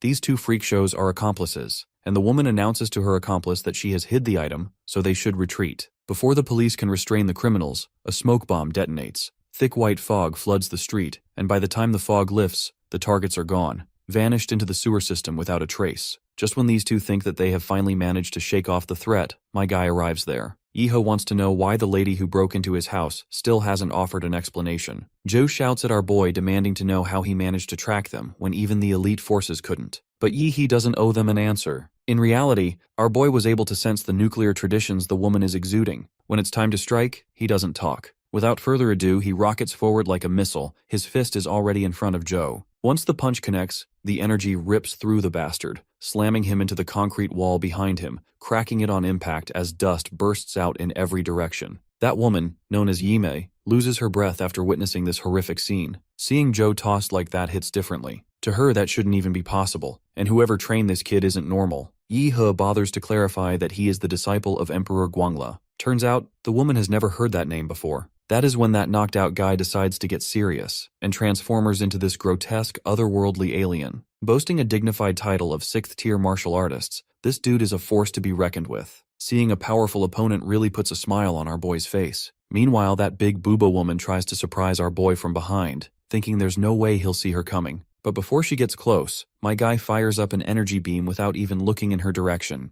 The force knocks her out of invisibility and sends her flying. Seeing that big booba woman knocked out like yesterday's trash, her accomplice Joe decides to throw a devastating punch. In the aftermath, their fists collide in a thunderous impact. The enemy's attack output is tremendously high, and he can feel it. In the next scene, our boy is nowhere to be seen, much to his opponent's bewilderment. But then he reappears in his giant humanoid form, intending to crush this bastard under the weight of his heavy blow. As soon as he throws the punch, you can only imagine what's going to happen to that poor guy. The big booba watches in utter awe, regretting ever messing with our boy. This shit is way above her paycheck. She has no way to escape, leaving her only option: fight to the death. With that in mind, she lunges at our boy and tries to wrap the humanoid's giant head with strings. This thing is a molecular threat pulled from the nano armor, strong enough to cut through high-grade alloys. As soon as she tightens the threads, the humanoid's head disintegrates into nothingness. Just when she thinks she has won, a gigantic beam of energy strikes her out of nowhere, likely obliterating her into oblivion. My guy then approaches that injured bastard, fully bloodied and battered. Since he's going to die anyway, he decides to take Yi He down with him. The thing that woman, Yao Yimei, hid in his room is something called the Golden Gene. Now it belongs to our boy, and he'll supposedly be a target for many because of it. So Yi He's death is inevitable. My guy shuts this bastard's trap with a solid kick to his face, killing him on the spot. Iho knows reinforcements might be on their way, and the amount of ruckus he's caused won't go unnoticed. So he returns to his apartment, texting with Liu Qing's mother, who is relieved to hear that the police didn't suspect him of anything. He then shifts his attention to the Golden Gene, the same thing those guys were talking about. Looking at it closely, he notices a prominent emblem he's seen before. It was in the Prometheus file a man from Huadu once showed him. From what Yi He can gather, those two guys stole it from Laserbird and were being hunted as they tried to escape. Now those shitheads have passed their headache onto him. In the B-level secret realm, Swan Lake, deep inside the inner zone, a squad of seasoned martial warriors is mid-hunt. They've managed to corner and bring down some blood wolves. As the team captain splits open the blood wolf's stomach and pulls out the magic core, a low, ominous rumble breaks through the forest. The ground shakes under the weight of countless monster footsteps, pounding like thunder, all running in a certain direction. What they see next freezes them in place, an endless wave of beasts, tearing through the forest and swallowing everything in their path. The highlight of this show is a massive beast, known as Sovereign-class beast, Sinwolf. Seeing the monster leading the chaos, the adventurers' party bolt in full retreat. With this Sovereign-level beast tide marching toward An City, the adventurers are sure as hell that An City won't survive this. You see, high-tier magical beasts almost never leave their own turf. That's why the Swan Lake secret realm had stayed stable for so long. Now a monster of that level showing up here meant one thing: something seriously wrong. That giant ape-like monster roars and throws these meteor-like objects, and within seconds, the warrior team is torn apart, crushed under the weight of massive boulders. Outside the Swan Lake secret realm, alarms begin to scream across the city. People in the city freeze where they stand.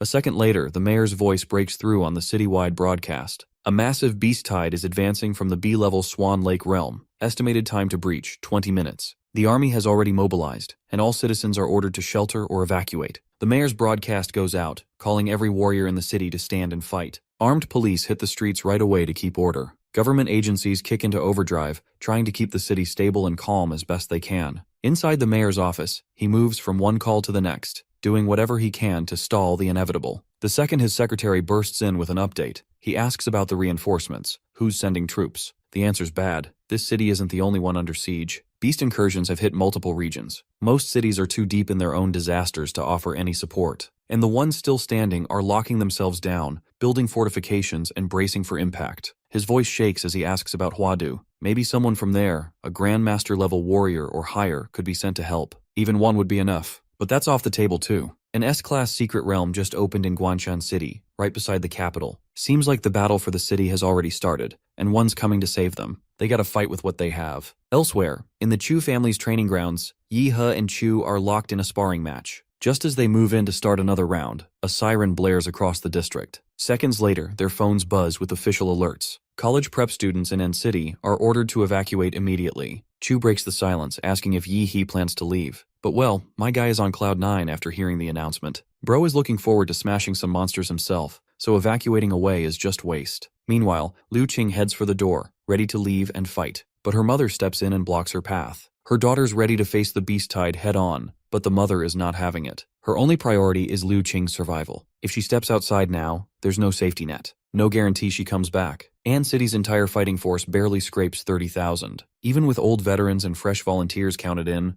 they're under 50,000 in total. Against a beast tide that size, they're like boats in a tsunami. And if sovereign-class monsters are in that wave, that's a death sentence. Even grandmasters struggle to hold the line. According to her mother, her life doesn't belong to just herself. She carries the entire Liu family's legacy with her. One mistake, and that all goes down with her. But the girl isn't having it. A warrior clan that can't stand against monsters doesn't deserve to exist. Without waiting anymore, the determined girl leaves to fight for the sake of her city. As soon as she is gone, Aunt Hong steps out. She questions the mistress about our boy, questioning if he is going to leave too. The mistress decides to let Yi He make his own decision. Inside the Swan Lake secret realm, fighters young and old pack in tight, getting ready for the fight. The beast tide is back for the first time in 20 years, and no one plans to run. With no hesitation, the fighters charge ahead to protect their homeland from the monsters. At the realm's entrance, the soldiers are ready with their artillery and weapons ready. This is N City's last line of defense. Right in the middle, Huang takes command. He emphasizes that 60% of N City's military is already inside, along with every ranked martial artist available. They are supposed to gather intel and return back in one piece, because losing isn't an option. Suddenly, one of those soldiers staggers through rubble, soaked in blood, barely hanging on. Seeing him, medics race to help, dragging him toward the mayor's location. In his shaking hand, he clutches a USB drive that holds the Vanguard's entire combat log.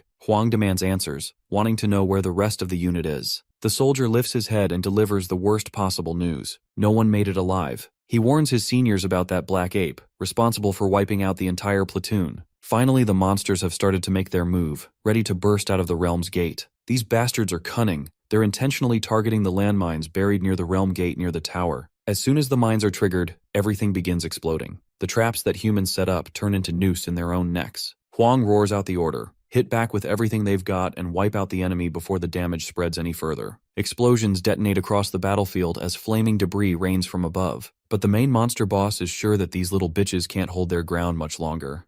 Let's cut to our boy, Aura farming while standing over the tallest building. He has grown fond of this city, so he isn't letting it turn into mush like this. With that in mind, he jumps off the building, activating his one of the monster templates, ready to join the fight. Meanwhile, the city is already breaking apart. Aerial beasts swarm down, flames spread through the streets, and overturned vehicles litter the ground in every direction. Chu is in the battlefield too, cutting down monsters left and right with his precise sword strikes. Xiaoling is also there, fighting the enemy. Suddenly, she notices a beast so massive that she remembers all too well who this monster is. This bastard is an elite-type monster, a force to be reckoned with. Chu is stunned when he realizes what they're up against. Just as the monster is about to smash everyone with his massive fist, my guy fires a huge energy beam, knocking the beast off its feet. While the attack is powerful, it's not strong enough to kill the bastard. Now pissed off, the monster swings its hand to attack the new threat. My guy remains unfazed, radiating dominance over the creature sprawled beneath him. Bro's smile is so wicked that even the monster looks confused, like, what the fuck is wrong with this dude? In a matter of seconds, my guy makes his move and unleashes an attack so devastating that the monster disintegrates into an unrecognizable mess. From nearby, Chu and Xiaoling watch in stunned silence. Yi He then turns to his friends and gives Chu a direct order to hold the line. Meanwhile, he heads out to support other zones. High above in the air, he begins scanning the area for bigger prey. Down on the battlefield, a monstrous creature resembling a spiked elephant is causing chaos.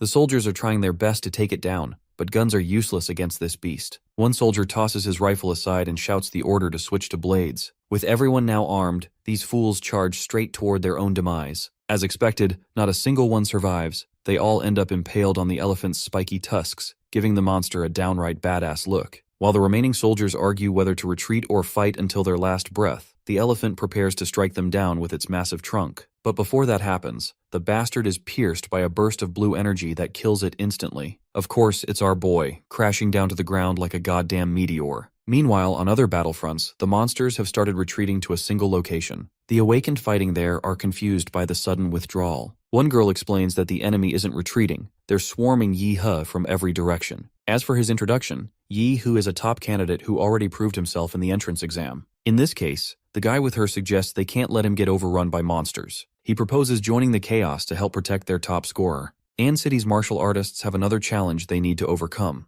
A Lord-class beast has appeared and has locked onto Yi He. They are prepared to protect the pride of An City no matter what it costs them. They believe they are the saviors of humanity, and as heroes, they must hold the rear line, the only line that's keeping the residents of An City protected from the behemoths. Mayor Huangqing is also protecting his people from within the boundaries of the city using his signature Earth Vein seal. He's aware that his seal won't stop all the primal beasts, and their focus should be on eliminating the sovereign beasts. Suddenly, a monster climbs up the Earth Vein seal and jumps at him, but he reacts quickly and scorches the low-tier beast into crisp before it could even reach him. Once again, another behemoth appears, a fourth tier, King Species, Lord Class, mounting Crushing Python. This beast is Blood-Eyed Black Ape's strongest mount, and its arrival on the battlefield only indicates that the ape must be getting nervous. The beast unleashes Mountain Crushing Dominator Hammer, one of its special abilities to bury its opponent in rubble and wreckage. However, Mayor Huangqing emerges from the wreckage unscathed and reveals that he already knew his enemy was good at Earth-type attacks. He then retaliates with Burst Martial, Serpent Surge,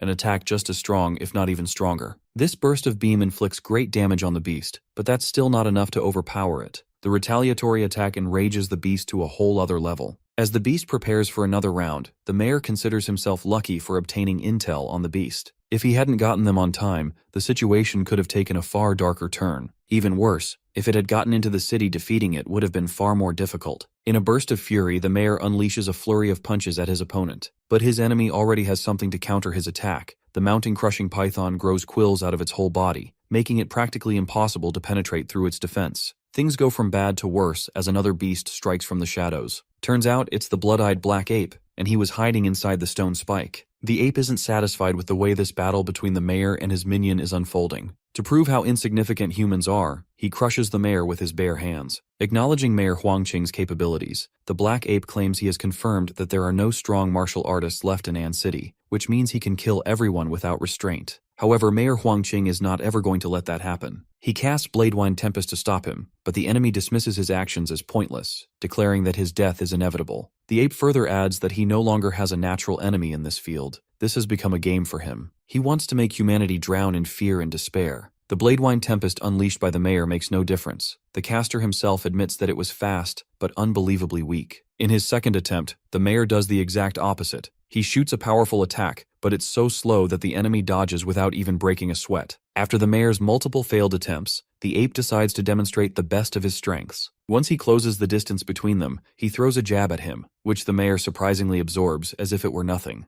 Huangqing shoots him a fearless look and angrily tells him that he's miscalculated things because he's an arrogant beast. The mayor then lifts him in the air using his blood-forbidden technique. This is the moment when the beast discovers that he's been lured into a formation that was laid out by his enemy in advance. To end this fight, the mayor casts Earth Vein Seal, but it's several times more intense than the ones he had shown before. The ape concedes that his enemy plans to bury him underground, which sounds naive to him. He lets the mayor know that the moment he falters, he will obliterate every human here. Grinning, the mayor shows her the surgical scars he has on his chest, revealing that this isn't a backup plan, but a hymn to humanity and courage. He then starts striking his chest where his heart is. Confused, the enemy asks him what he is doing. He reveals he buried An City's only nuclear warhead beneath the battlefield before this war intensified. The trigger is implanted in his heart, and if it stops, the warhead detonates. However, the enemy assumes he is bluffing because no one would bet their life on something like that. The mayor states that as the mayor of An City, he would never walk away from this. After all, he made a promise to his people that he would serve them. Now, with his life flashing before his eyes, he feels he's done enough. He finally closes his eyes, embraces death, and stops his heart,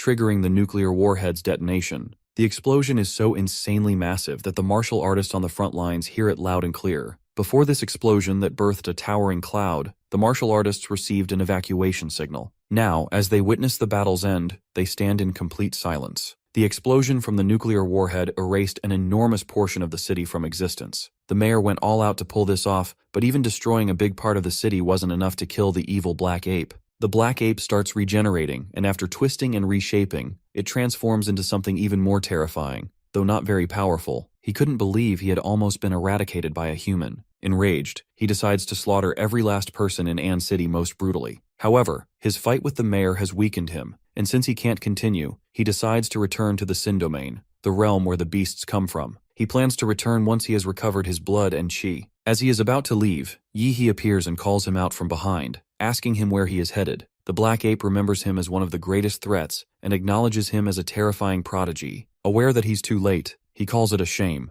though he's so ready to fight and win against him. Yi-He unleashes Radiant Energy Blast Fist, confident that it's going to be enough to defeat his opponent. However, his enemy emerges from the smoke unscathed and calls this moment a perfect chance to kill him. The top scorer tells him that if he had taken the chance and had escaped, he would have survived his mini-nuke, but now he can't evade what's about to come. This mini-nuke of the top scorer is so impressively huge that the evacuated martial artists deduce it was another trap set by the mayor. The nearly scorched-to-death black ape glances at Yi-He, now in his armored titan form, and calls him a monster. The beast calls him more beastly of the two, because not even king-rank beasts carry an aura like his. The top scorer declares that he's nothing like them, and then begins throwing successive punches at the enemy. Though weakened, the enemy still manages to evade his attacks impressively. He tells him that there's no point in running, which only fuels his rage, prompting him to warn that he's not to be underestimated. Once again, both sides clash with full force, neither willing to back off. But in the end, the top scorer emerges as the victor,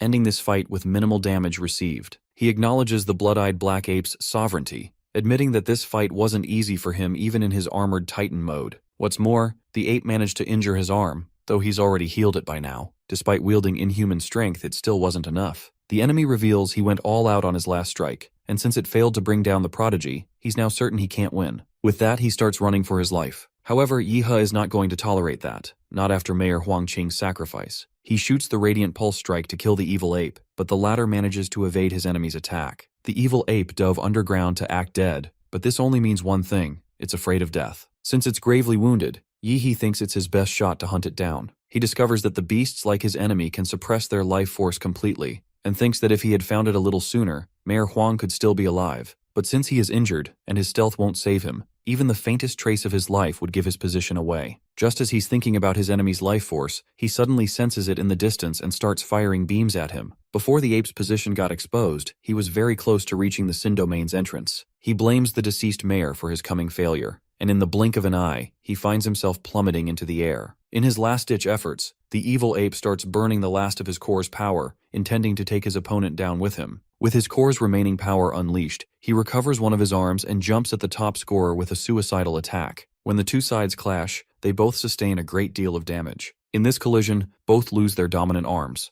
the one they used for their ultimate attacks. Just as Yi-He believes he has destroyed the enemy, his head begins to spin from a sudden mental attack. He guesses that another beast might be inbound. When he looks behind, he catches a glimpse of countless limbs peeking out of the ground, pulling the ape out of sight. Soon after, the limbs start growing out of his giant's joints, jamming them to the extent where he's unable to move them. The top scorer smiles, realizing that this is what the evil ape is pulling to stop him, which is never going to happen. He activates Wicker Flame Howl, a spell that allows the giant to unleash flames 1,000 degrees hotter. Meanwhile, being pushed by the limbs, the black ape gets very close to reaching the entrance of the Sin Domain. However, despite making it this far, he's not escaped death yet as the flames are closing in. He panics seeing the literal death following him, and in that critical moment, the limbs that were carrying him towards the Sin Domain's entrance begin to merge to form a face. Soon after, these limbs shape themselves into a colossal creature with female-like characteristics, and witnessing such power, he wonders if he's seeing another sovereign. If this is its true form, he thinks he will be done for in a second.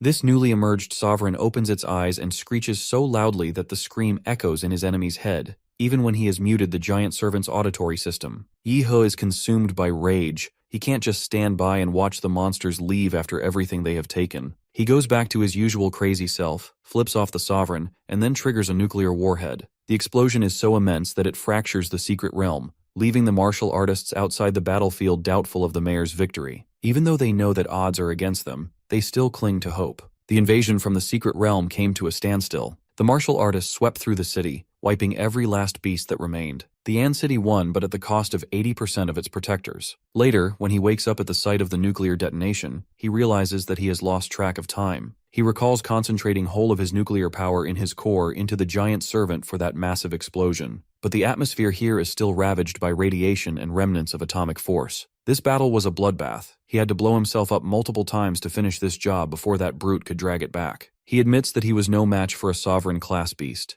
not even when he had the infinite monster template activated. He thinks he was lucky. He emerged as the victor because he had the time, terrain, and luck on his side. Having no idea when he will unlock his next template, or if it will be a gold tier, he concedes Star Thunder Titan template is still his best shot at his peak combat power. To achieve that, he needs high-grade plant-type monster cores that are compatible with the fusion template, especially blue, purple, and gold ones. Additionally, he's also thinking about mastering the Xuanhuang martial arts. If his template can adapt to the martial rhythm field, body refinement is key. Xuanhuang techniques develop more slowly than template abilities, but their potential is higher. He believes that's the reason he was brought into this world. It's been a month since the An City crisis, and the city has already built a statue to commemorate the death of Mayor Huang Qing. The top scorer is sitting on a bench in a local park, watching a broadcast that's covering the beast tide's devastation. Through this bulletin, he discovers that the beast tide struck 18 cities across the Xia nation, 12 of which were overrun. Among them, Guanshan City vanished into the S-class secret realm.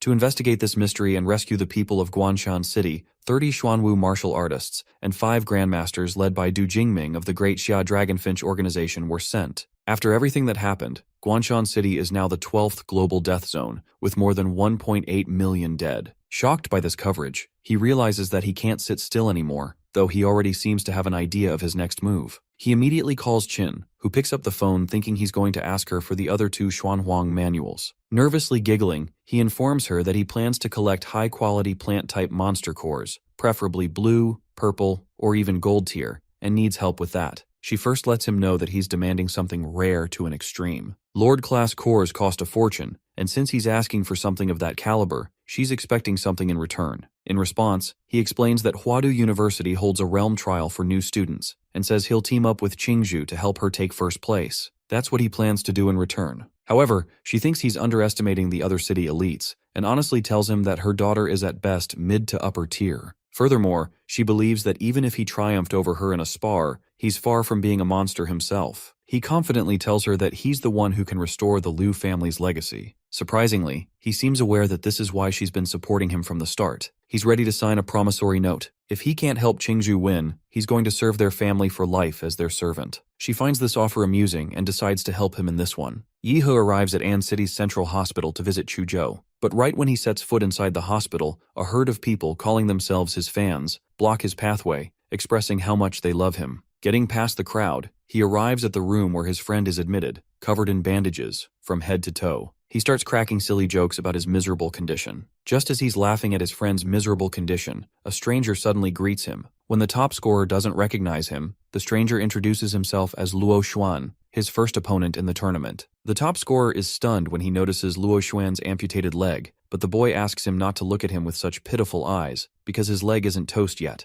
In the worst case, he might get a regeneration surgery or a combat prosthetic. Seeing how optimistic Luo Xuan is despite having lost his leg, he considers him a real one. Abruptly, the top scorer receives a call from an unknown number. Thinking it's a spam call, he tries to mark it as spam. As he is about to flag it, the principal of his alma mater calls him and tells him that he has blocked a big shot from Huadu University and urges him to unblock that person. Once he does as told, Wang Tao, an admissions officer from Huadu, tells him a special train will pick him up in 3 days. While Yi He speaks with an admission officer, his friend also receives an invitation to Huadu from a professor named Liu. Meanwhile, seeing both his rivals getting an invitation, Luo Xuan feels upset for not being invited. Before enrollment, Yi He remembers something that he needs to do. A few days later, at Swan Crater Lake, he arrives to disperse the thick ashes and smoke clouds from the atmosphere. He activates the Infinite Monster template to make it a success. His fight with the Blood-Eyed Ape pushed the Damonra's sync rate up by 1.5%, which is a massive jump, and training for 3 consecutive days boosted another 6%. He's glad that this place proved worthwhile. After achieving his goal, he decides to leave the place. Elsewhere, Chuzhou is waiting for him to come so that they can board a train to Huadu together. Flying at nearly Mach 1 speed, Yi He lands at the train station. Sensing his presence before he even touched down, the nonchalant martial artist acknowledges that his friend has become stronger once more. As he hops onto the train, he realizes that this is his first stop since transmigrating. With that, he bids An City farewell. Noticing Yi He making things awkward by not sitting still in his seat, his best friend tells him to stop making everything so intense. He first informs him that everyone on this train is a top scorer from different cities of the Xia Kingdom,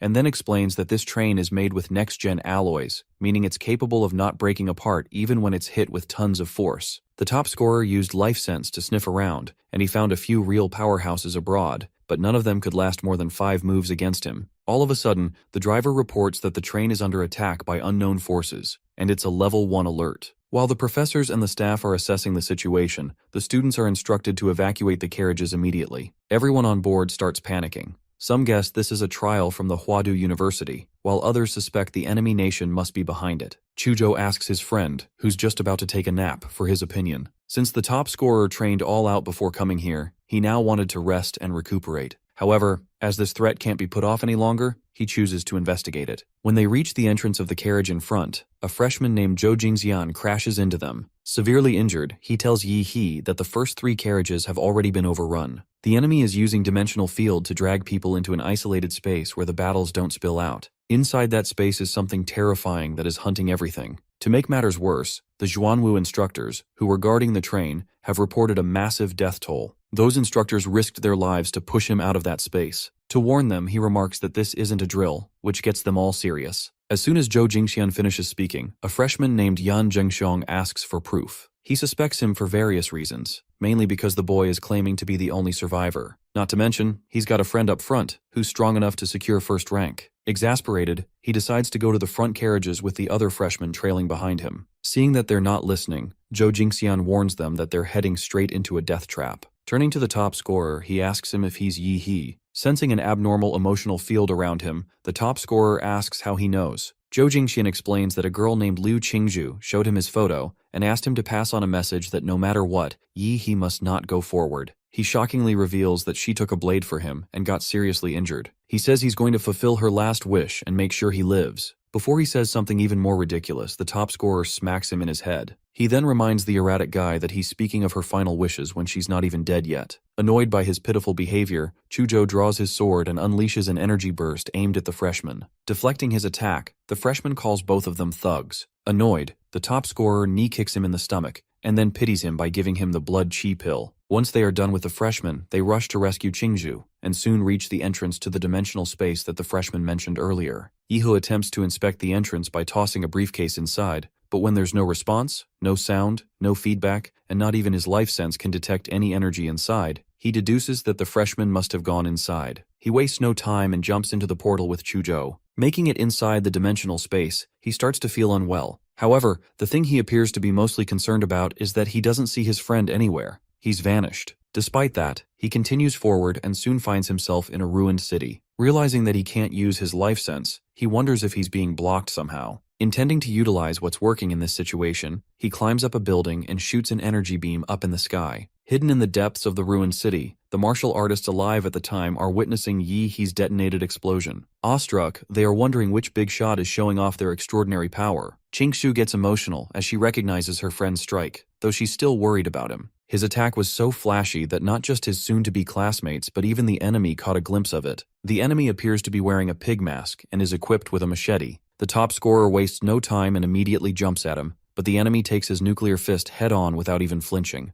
The enemy retaliates by stabbing him with the weapon, which turns out to be ineffective due to Yi He's super regenerative ability. He grins as he speaks about his healing, letting the enemy know that his muscles alone can jam his blade. He's surprised by the enemy's weapon. It can cut through his defense like it's paper. He grabs the enemy's jaw, forces his mouth open, and blasts a magic burst ray from his mouth into the enemy's, successfully ripping his head off. Inside the mask, he finds a pendant and wonders if this is a Huadu trial that requires securing the loot. He guesses that the masked guy's weapon must be reinforced with a high-level martial artist's chi. It was unbelievably sharp up until the chi faded. Curious about the pendant he's just found, he assumes his task is to hunt down more pig-masked enemies and snatch their pendants from their helmets. Just as he starts thinking he's in a battle royale setting, another enemy ambushes him from behind. Although he's able to detect the enemy's presence, he's still caught up in its attack. Even so, the low-level attacks don't harm him, and in the next moment, he unleashes the armored Zodiac unit to fight back. He goes all out against the new threat, taking down an entire building with a single shot. Since everything happened unusually fast, he wasn't able to see the enemy's face and is now curious. Closing the distance, he confirms that it's indeed a rabbit-themed mask, Zodiac-themed. When Yi He attempts to strike again, the enemy outsmarts him by changing his trajectory mid-air, shifting his path, and hitting when there's an opening. But at the crucial moment, an ice wall shield appeared before him. Trapping the rabbit-masked enemy in the ice walls, Chujo jumps forward, but the enemy dodges effortlessly. The rabbit mask attempts to counter by using his sharp spear, only to be overpowered by his opponent's ice magic. Just as he's forced back,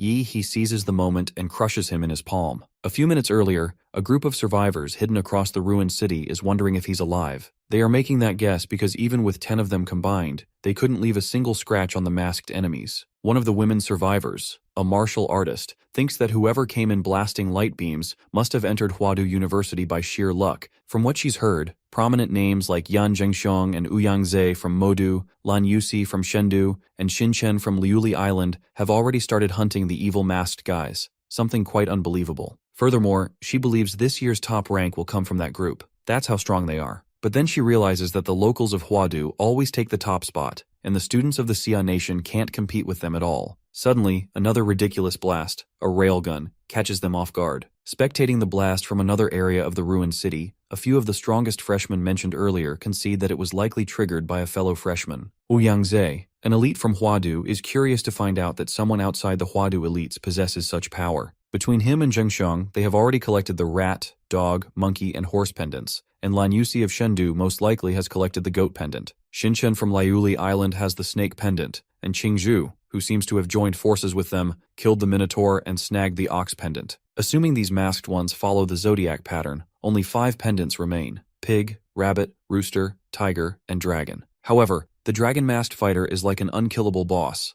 a guaranteed death encounter that they can only flee from. He's sure that whoever fired the blue beam must have at least a few pendants. Furthermore, he believes Xin Chen and Lan Yusi will get drawn there too. With that, this game is entering its final stage, and if they want to win, they must steal from others. Elsewhere, Chuchu notices the boar pendant in his friend's hand and asks him about it. Yihe explains that before he got here, he took out a warrior with pig mask, and they pulled this pendant from its very head. He seems to have figured out how this trial ends, collecting every zodiac pendant hidden in the masked guys. His friend also understands that they are proactively hunting down the masked ones. The top scorer tells him about another masked enemy he encountered earlier on a rooftop, one that managed to escape during the chaos. Luckily, that enemy's arrow grazed him so he can track him down. While tracking the enemy, they come across a site marked with clear traces of battle. Yihe deduces that someone got there first, and his friend confirms it. The burn marks are still warm. Just as he's inspecting it, he realizes that someone is close by. He immediately unleashes his ice magic to expose the enemy's location, revealing a girl, the infamous freshman, Lan Yusi, who had been using optical stealth. Coming to Yusi's aid is another popular freshman, Xin Chen of the Liuli Island, who unleashes his gene art, Flame Demon Physique, to attack Chuzhou. But the top scorer intercepts the enemy attack and manages to save his friend with the help of the Demon Pendant Strike. Since his gene art was busted, he blames Yusi for having weak optical stealth. He approaches them and asks if the two of them were lying in ambush for them. The girl clarifies that they just took down a guy in a chicken mask and were lying low to catch more of the masked ones. However, the top scorer isn't convinced by that explanation. He grabs her by the neck, and it's revealed that she is a clone of Lan Yusi. Since her decoy got spotted by them, she acknowledges their skills. Meanwhile, her partner in crime was expecting an outcome much like this. He throws away his cigarette and says that he's going to show her how it's done.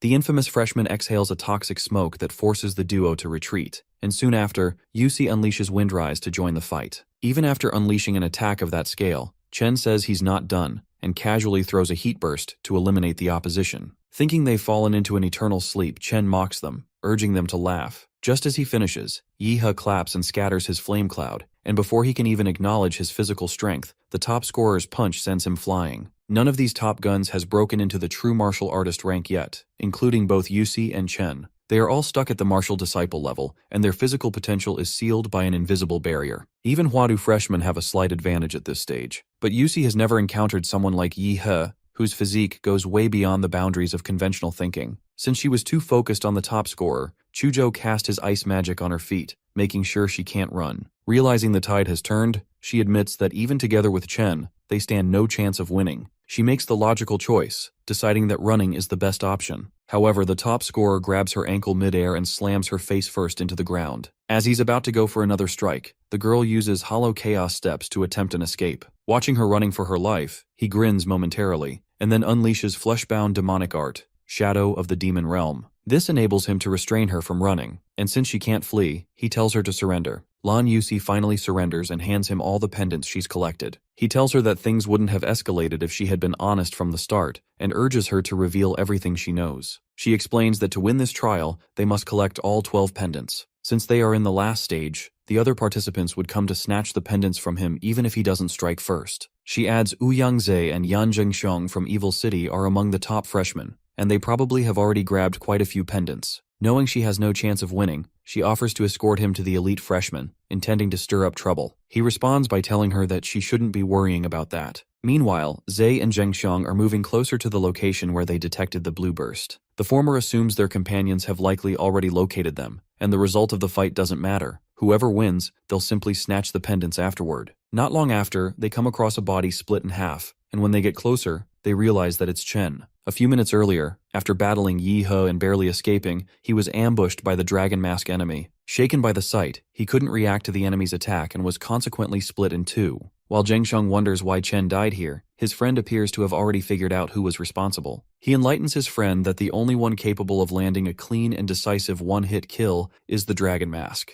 However, the Dragon Mask was supposed to operate in the underground parking lot. He says he had taken over 20 freshmen underground to find Zhe at the time, but now only the two of them came out alive. They assumed this was just a trial where students weren't meant to be killed, yet the Dragon Mask slaughtered them all. Zhengxiong asks him what they should be doing now that Chen's pendant has been taken. Furthermore, he's certain the Dragon Mask may have left the underground lot because the freshmen must have completed some condition, such as defeating all the masked enemies. If that truly is the case, then the boss can move freely now, and will proactively hunt the freshmen like the other Zodiac masked ones did. Confronting the Dragon Mask head-on is nearly impossible, and that's exactly why Ouyang-Zhe aims to reach the others and seize their pendants. He can't allow the others to fall into the enemy's hands. With a well-thought-out plan in mind, he transforms into his ultimate form and sends out a signal to attract the other pendant holders. He wants a fight that's going to decide the winner of this trial. Somewhere in the Dead City, the injured Qingzhu remembers how she ended up there. She was going to take a bus to Huadu, but was inexplicably dragged into this eerie dead city. She seems to know about Dragon Mask's killings and encountered a teacher who offered to take one person out. However, she can't leave without her friend.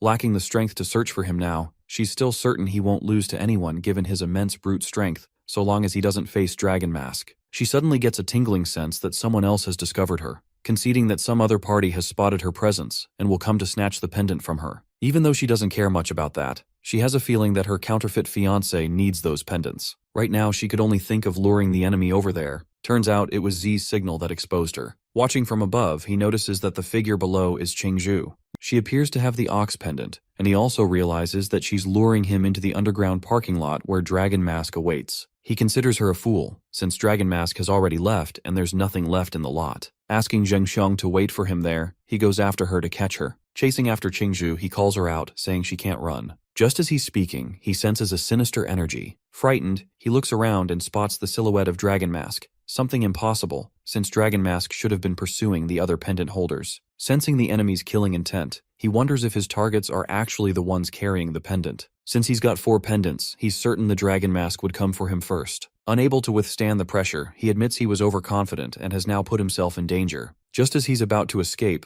the enemy drags him inside his domain. It's a technique that works when one makes eye contact with the caster, and Z was forced into it. Now that he's captured his prey, Dragon Mask strikes promptly. Elsewhere, Iha and Chucho are confronting Zhengxiong. It seems the duo watched the signal from Zhe and pursued it. That's how they ended up here, coming face to face with him. The nonchalant martial artist tells his friend to let him take this one, simply because he wants to test his strength. To their surprise, the enemy overhears their conversation and suddenly charges at them. However, Chujo evades his strike with Ice Vein, only to be attacked once more. This time, though, he counters by blocking with the Wind Soul Severing Blade. Yan is proving to be a formidable opponent. He's fighting as one with his blade and is fearlessly pushing his opponent back. After exchanging a few considerably inconclusive successive punches, both sides begin unleashing bigger guns, magical beasts. Meanwhile, Yiha spectates their fight in complete boredom. Suddenly, Zheng Xiong picks up a distress signal from his best pal, causing him to grow anxious. Informing his opponent of the urgent business, he says that he must take his leave. But the top scorer has no intention of letting him walk away. He hurls an immensely powerful punch, catching him completely off guard. Hurled several yards back, he believes he was smacked down by a mere magical beast. The top scorer steps up to him, reveals that it was his doing, and complains about his awful shrieking. Zheng Xiong takes it as an ambush, but Yi He corrects him, saying it wasn't an ambush. His fist was simply faster than his thoughts. Enraged by how his enemy phrased it, he declares that he will kill him. And yet, barely 3 minutes later, he's lying flat on the ground, beaten to a pulp. Since he managed to last a whole 3 minutes against the top scorer, the latter tells him not to look so crushed. After all, Chen only endured a few hits. Inspecting the elite freshman's blade, Yi He thinks it still needs some upgrades. His friend, meanwhile, informs him that the pendant they fetched from the enemy is flashing, likely broadcasting a signal. Within Dragon Mask's domain, Ouyang-Zhe is barely clinging to his sanity. He hadn't expected this outcome. He used all the relics he'd bought from the Secret Realm ruins, every last one, and this was as far as he could go. To seal Dragon Mask's martial energy and power flow, one would have to strike his heart directly. Even after sacrificing an arm, he still couldn't drive the nail into Dragon Mask's heart,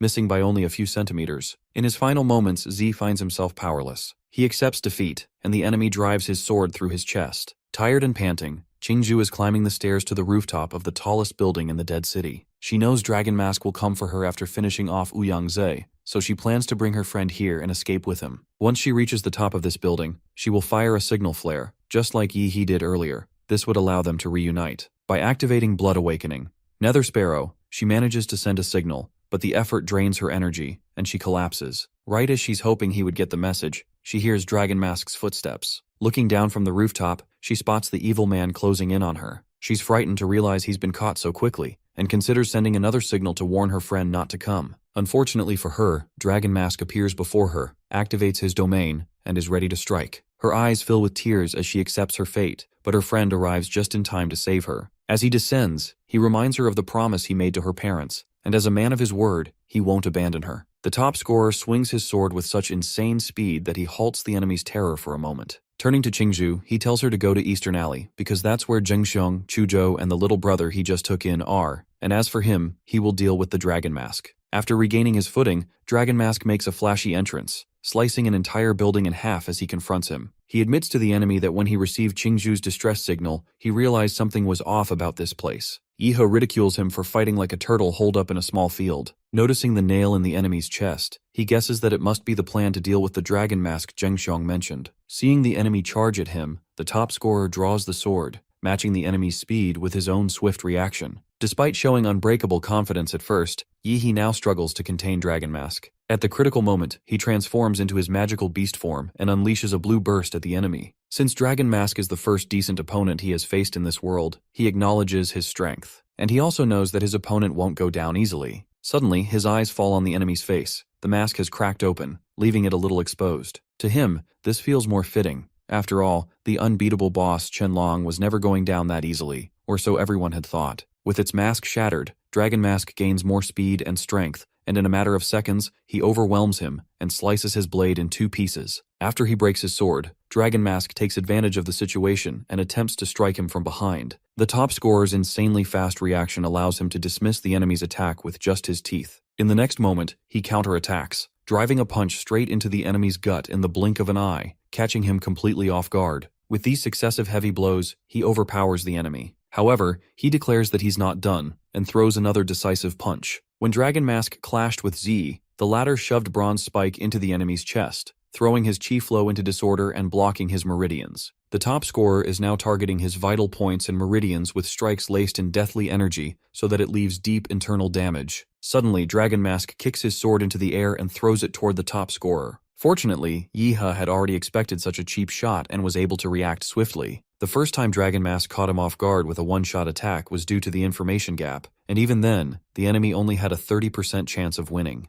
However, the fight isn't over yet, as the top scorer strikes back with 2 insanely powerful punches, one after the other. After making the enemy take 2 punches, the top scorer isn't done yet. He follows up with Mountain Black Fist, Black Flash. The attack hurls the enemy through several buildings before crashing into one. Yi He expected Dragon Mask to be stronger, but after clashing with him, he realizes the feared boss isn't so tough after all. Just as Dragon Mask is about to respond to his provocation, the top scorer targets his head, decapitating him. Now that he's slain the last of the Zodiac masked ones, he has obtained the dragon pendant and is considering ending the trial. Shortly after, the top scorer rejoins Zhengxiong, Chuzhou, Qingzhu, and others who had been secretly waiting for his return. Qingzhu wanted to accompany him herself, or at least have someone go with him, but the nonchalant friend of the top scorer tells her that other than Yi He, everyone would have gotten in his way. Looking back, she agrees with him. At that time, she was badly injured and unable to use her martial techniques. If she had accompanied him, she would have only distracted him. Noticing her lost in thought, he leans in closer and asks if he can borrow her ox pendant. Soon after, he collects all 12 zodiac pendants from everyone and arranges them in a random order. But when nothing happens, the nonchalant martial artist guesses that he must have placed them incorrectly. As they are trying to find what's wrong with it, Zhengxiong steps forward and informs them that the dragon pendant wasn't designed to be one of the masked hunters. It's a specialized hunter meant to eliminate pendant holders. In short, the dragon pendant is of no use if they want to clear the trial. Surprisingly, the pendants that hadn't reacted at first begin to shake violently upon making contact. Seconds later, a bright cloud forms in the sky and soon an eye emerges within it. The gigantic eye sucks the top scorer in, and he suddenly opens his eyes aboard the Huadu train. It's not just him. Every freshman aboard the train returns,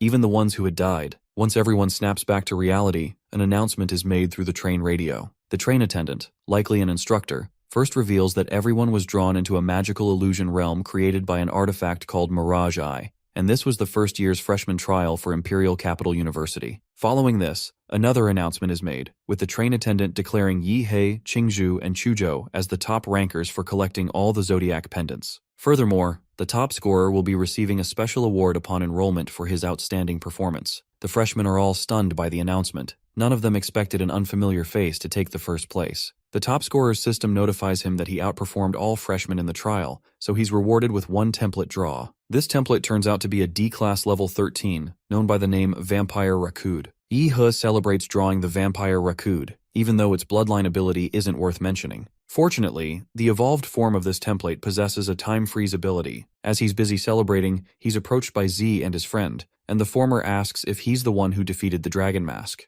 The top scorer corrects him, saying he didn't defeat the enemy, he simply killed him. Z leaves all the freshmen baffled when he invites Yi He to join his new club at Huadu as the president that is yet to start. Enlightening him about how locals of Huadu have firm control over the student council and top freshmen every year, he extends his arm for a handshake and remarks that he hopes his strength will break Huadu tradition. However, the top scorer declines his offer, saying he prefers going solo. After receiving his answer, they decide to leave, but before he walks off, Z hands him a business card. Soon after, the train reaches Huadu City, a city that appears to be a metropolis. Getting off the train, the freshmen are escorted to an aircraft and instructed to take their seats according to their roll numbers. Spotting Qingzhu walking toward the aircraft, he sneaks up behind her and startles her. In that instant, she recalls her mother's warning, not to let her counterfeit fiancé take advantage of her in public, even if he is her fiancé in name. Snapping back to reality, she shouts at him, but he promptly explains that he only wanted to ask why they're taking a plane. Blaming her mother for betrothing her to a country bumpkin, she points to the sky and tells him that is the direction where Huadu University is situated at. A little later, after boarding the aircraft, he looks out of the aircraft at the breathtaking city of Huadu, awed by its revolutionary technology. As the aircraft passes through the electromagnetic net, he notices the detection range shrinking,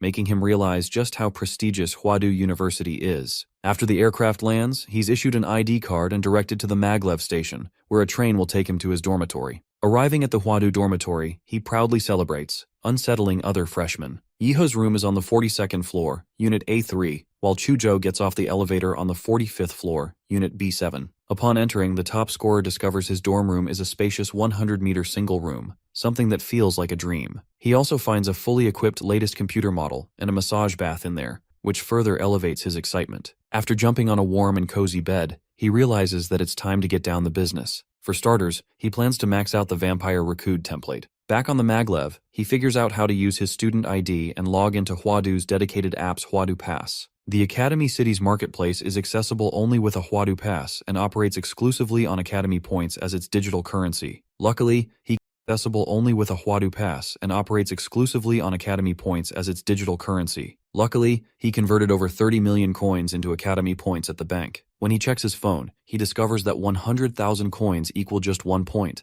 a complete daylight robbery. However, the Academy Marketplace has serious goods, and there are also items that are not sold on the regular market. He labels this exclusive privilege, one of the perks of being a Huadu student. He plans to buy only a blood attribute magic core. Soon after, drones arrive to deliver his package, containing blue and green cores. Once he has eaten all the cores at once, his Vampire Rakud template compatibility reaches 100%, but the price is a painful stomachache. Other than his stomachache, the effects of the template are incredible. Not only have his fangs grown sharper, but his fingernails have as well. All at once, a daring thought crosses his mind, and he plunges his sharp nails into his neck. After slitting his throat and coughing up blood, Yi-Hee's vampire regeneration quickly becomes noticeable. However, his bodily mutation is secondary, though what truly matters to him is his newfound power, Crimson Calamity. Just a few moments later, when he goes to the Huadu University dormitory training grounds, he summons a Rakud to train with. He orders the magical beast to go all out, and it responds by unleashing a surge of power that he struggles to withstand. Once he calls for the timeout, he enables Crimson Calamity, Time Freeze, which he's only able to hold for 5 seconds. Once he goes beyond the 5-second limit, his body starts to react negatively, forcing him to give up at 5.4 seconds. The original owner of the body could endure it for 5 seconds, but he feels fortunate to have surpassed that limit. The next morning, as he walks toward the athletic hall with his best friend, he finds himself disliking the sunlight,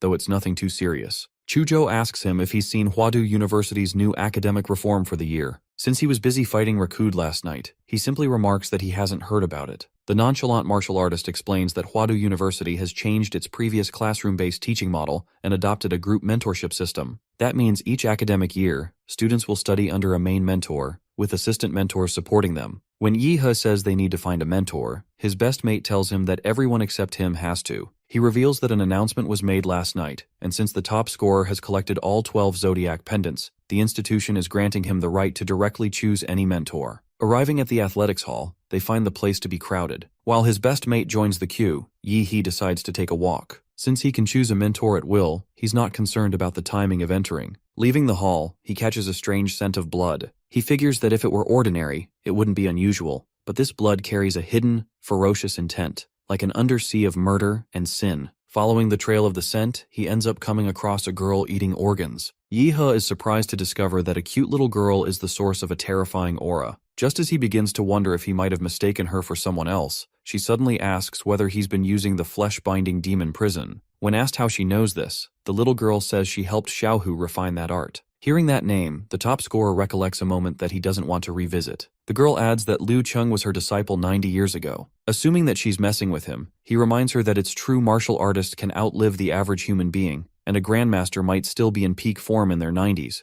but he can't comprehend her appearance. She's looking like a preteen. He's aware that certain martial artists can compress the skeleton into a childlike form. Furthermore, he believes that the level of purity the girl is showing isn't acting at all, something so incredible that even an Oscar wouldn't do it justice. Despite that, he decides to throw in some sarcastic remarks, which only angers the girl. She shows him a glimpse of her power and ensnares him in a deadly illusion, so overwhelming that it leaves him trembling to his core. Her killing intent was so overwhelming that it made him hallucinate being beheaded. Just as he tries to speak, she stuffs a strawberry gummy into his mouth and apologizes for overdoing it. The truth is, she fears the school authorities and doesn't want him to report her. Calling herself pitiful, she adds that she gets 1 or 2 hours of outdoor time a week. Curious, he questions her identity. The girl introduces herself as Gong Kei, a powerful grandmaster. She adds an interesting fact, revealing that she once made Shi Jingwen, Huadu University's president, cry. Conceding that Gong Ke refined the Xuanhuang martial art, he believes she can help him break through his bottleneck. As a slaughter-type grandmaster, she is the perfect match for him. He begs her to accept him as her disciple. Hearing his pleas, she makes a peculiar face. Inside the Huadu University Gymnasium, the deans of all 5 Hua University academies are serving as this year's new student mentors. If one were to become a disciple of any of them, they would be set for life. However, it's very unlikely that they would waste time on nobodies like them. All the freshmen believe the deans have nothing to do with them. The truth is, they're here for the top scorer, who has completed the Zodiac trial. What the new students don't know is that the Zodiac trial was streamed live, with every teacher at Hua University watching. Ever since the train broadcast at the start, the faculty was evaluating how each student handled an unprecedented crisis. This was made possible with the help of AI, which analyzed micro-expressions and reaction patterns. Each student's response was scored, and those who charged into Zodiac City unprepared received poor marks. Expectedly, Yi-He was the only student to receive the highest score across the board, but even that wasn't a feat that impressed the deans. What truly shocked them was that the top scorer managed to slay a boss that wasn't even meant to be fought.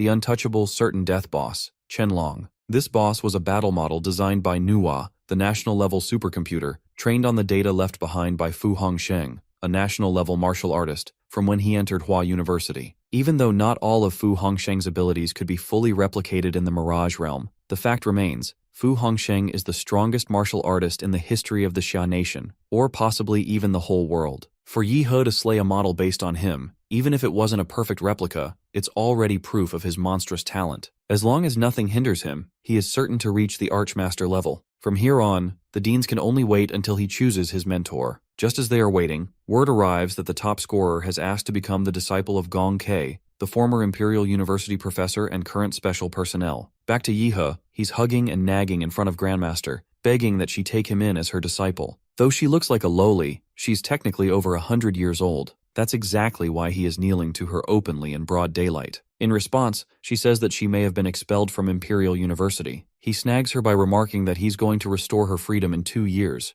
only if she takes him as her disciple. She accepts him without thinking twice. Abruptly, the deans of all 5 Hua University academies appear before Yi He and Gong Ke to confront the latter. One of the 5 deans respectfully reminded her that she had agreed not to make contact with the students during her release hour. He further adds that her current mental state isn't suited for combat. Everyone dean there wants her to return home immediately. Gong Ke asks the top scorer for his name, then tells him to follow her. Following Grandmaster Gong Ke, the duo arrives at the Huadu Research Institute, her place of residence. She explains that this place has been her home mainly because she had issues and kept hurting people. She adds that in recent years she has learned to control herself, so now she's granted occasional liberties. His corny comments make her realize that he's got an odd way of thinking. As they are stepping towards the hallway, he notices how narrow it has become. She responds that it is how it is because only she's supposed to walk through it. When he notices a timer outside the door, he asks her what it is for. Just as he brings up the countdown, she rushes toward her room and tells him to follow her inside. While running, she explains that every time she leaves, that clock starts ticking. If she doesn't get back in time, the alarm goes off directly in the Huadu headmaster's office. If that happens, she would be hunted by the university. Barely making it inside on time, Yi He notices that his martial energy cannot gather properly outside his body. This indicates that all martial arts techniques will be significantly weakened here. Gong Ke calls this institute her confinement cell, because to stop her from escaping, Xu Jingwen and his crew built her this massive 3-level house. It's stocked with everything, from entertainment to training rooms. Everything she could want lies right before her. What's more, layers of high-powered magnetic suppressors are in place to disrupt martial energy, in case she tries to break out. While she views the institute as a cell, the top scorer considers it a luxury suite. Elsewhere, President Xu Jingwen is informed through his phone that Yi He has become a disciple of Gong Ke. The president tells the person on the other end of the phone that their goal is not to raise a pack of mid-tier talents. They are raising someone who can shoulder the future of Xia and all humanity. When a true genius appears, their job is to fully support them. He wants the top scorer to train under Gong Ke. With the special training camp for local freshmen nearing its end, Yi He will serve as the whetstone to sharpen those fledgling blades. Afterwards, he's informed that Gong Ke has returned to the confinement zone on time, and that everything remains stable. However, predictive analytics still label her as dangerous, even with someone accompanying her. The president calculates the top scorer's chances of survival and concludes that they are slim at best. The special class combatants are either death row convicts with incredible strength or martial artists who have uncontrollable power. Their freedom is restricted during free time, but when Xia faces a true crisis, they are deployed to the front lines as national-level weapons. He hopes for the new generation to grow fast. At the confinement room, B3 level, training hall, she reveals it's been decades since she last taught anyone, and now wants to start with a spar to see where he's at. Before the session begins, she suppresses her cultivation down to the martial stage to spar with him. Once he's ready, he signals her, and the fight begins instantly. He doesn't want to experience that guillotine illusion from earlier, so he plans not to hold back. In an instant, she moves forward and aims for his throat. He ran through at least 5 dodge patterns, but all failed. She was reading his body like a book. With only one choice, he changes into his magical beast form to take her attack head-on. She smiles upon realizing that he's trying to use his bloodline awakening to boost his speed, defend, and counter all at once. However, she leaps over him, grabs his shoulder, tells him she's quicker, and drives him hard onto the floor. The impact with the ground caused bleeding from all across his body. Grandmaster didn't hold back. She went full throttle, and as a result, his bloodline awakened to go back to normal. Tasting the blood that dripped onto her face and murmurs that it's been so long since she last tasted blood. Admitting that he's no match for her in physical combat, he lets her know that he's going to use slightly unfair martial arts. Unleashing the mega humanoid template, he feels lucky that he spent all night maxing it out.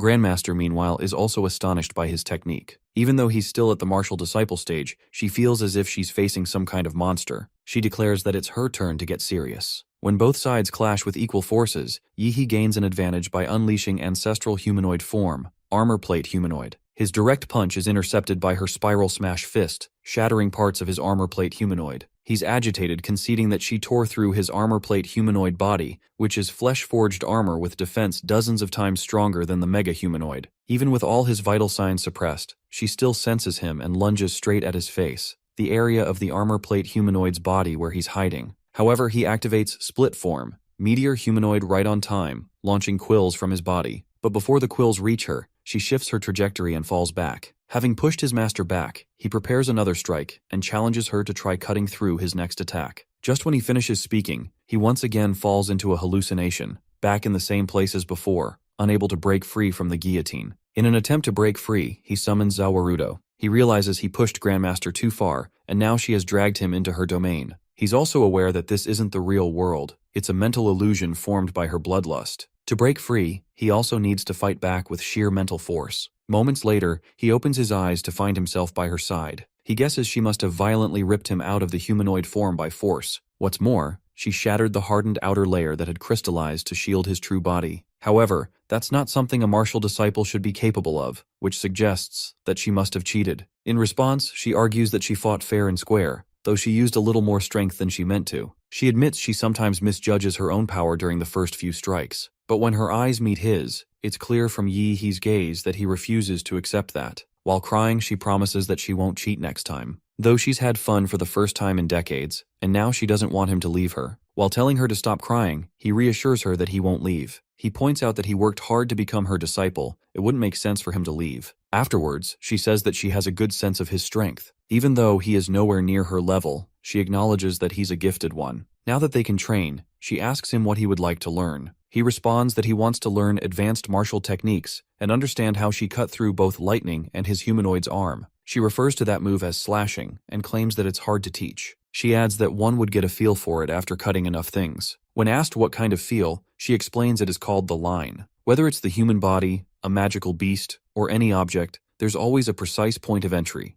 a line that can be cleanly severed. It seems to him that Gong Kei's style differs from Qianlong's, even though the latter also focuses on slashing. If Qianlong's slash is all about overwhelming force and piercing sharpness, then Grandmaster's slash is like a butcher with perfect precision. Since learning slashing is a complicated process, she recommends that he become a martial artist first. Without a solid martial foundation, he isn't even qualified to learn most of the techniques. She suddenly asks him if he knows the difference between martial disciple and martial artist. Seeing that he's clueless, she tells him it's more than just physical improvement. It's about the mind as well. Compared to disciples, martial artists gain a critical new ability, inner vision. With inner vision, a martial artist moves from broad martial cultivation to detailed, micro-level refinement. Through it, one can see their own meridians, pressure points, and internal organs, then use martial energy to reinforce them, expanding the limits of the physical body. She puts it simply, a strong spirit comes first, and then the strength of the body. Having comprehended what she just said, he realizes how great a teacher his master is. It's no wonder she is a professor at the Imperial University. Even if she's a little unhinged, her knowledge didn't regress at all. She suddenly speaks, telling him that she's noticed a distinct rise in her mental state. This will give her a huge edge at the martial artist stage. Intrigued, Yi asks her how the advancement methods differ once someone reaches that stage. She explains that advanced techniques and martial skills are ranked in 4 tiers: Tiangang, Disha, Xuanhuang, and unranked. Normally, students from vocational colleges or lower-tier schools only have access to unranked advanced techniques. The benefit of these techniques is that they are easy to use. Anyone with sufficient blood energy and martial power can break through. Over 80% of martial artists break through using unranked methods, but students at Huadu University start with Xuanhuang tier methods at a minimum. When he shows that he's eager to find more about the other 2 advanced techniques and martial skills, she explains that Tiangang tier skills are more or less sacred relics. Most of them were retrieved from hidden realms or ancient ruins, and now there may not even be 10 remaining in the entire world. Though he can learn a Disha tier advancement technique, she herself has mastered the killer's Bodhi Heart Sutra, a Disha level advancement technique. What's more interesting is, Xiaohu's flesh-bound demon cage was inspired by this very method. Hearing her talk highly of that Disha level advancement technique, he's captivated to the point where he wants to learn it immediately. She tells him to get ready to experience the killing intent domain she just created for this. With that, the training begins. Later, when Yi-hee's class is dismissed, his best friend, who's out for a walk, bumps into him. As Chu-Chu is about to greet him, the top scorer shoots him a lethal glare filled with murderous intent. Frightened, he leaps backward. When the top scorer notices him, he apologizes and calls it a reflex. Taken aback by the killing intent from before, he asks him what it meant. About 10 hours ago, in the illusion realm, Yi-hee was fighting a horde of zombies. Gong-ki commands him not to use any martial skills or powers. He must rely only on the blade in his hand. However, when he mentions that he's not optimistic about a great deal of zombies,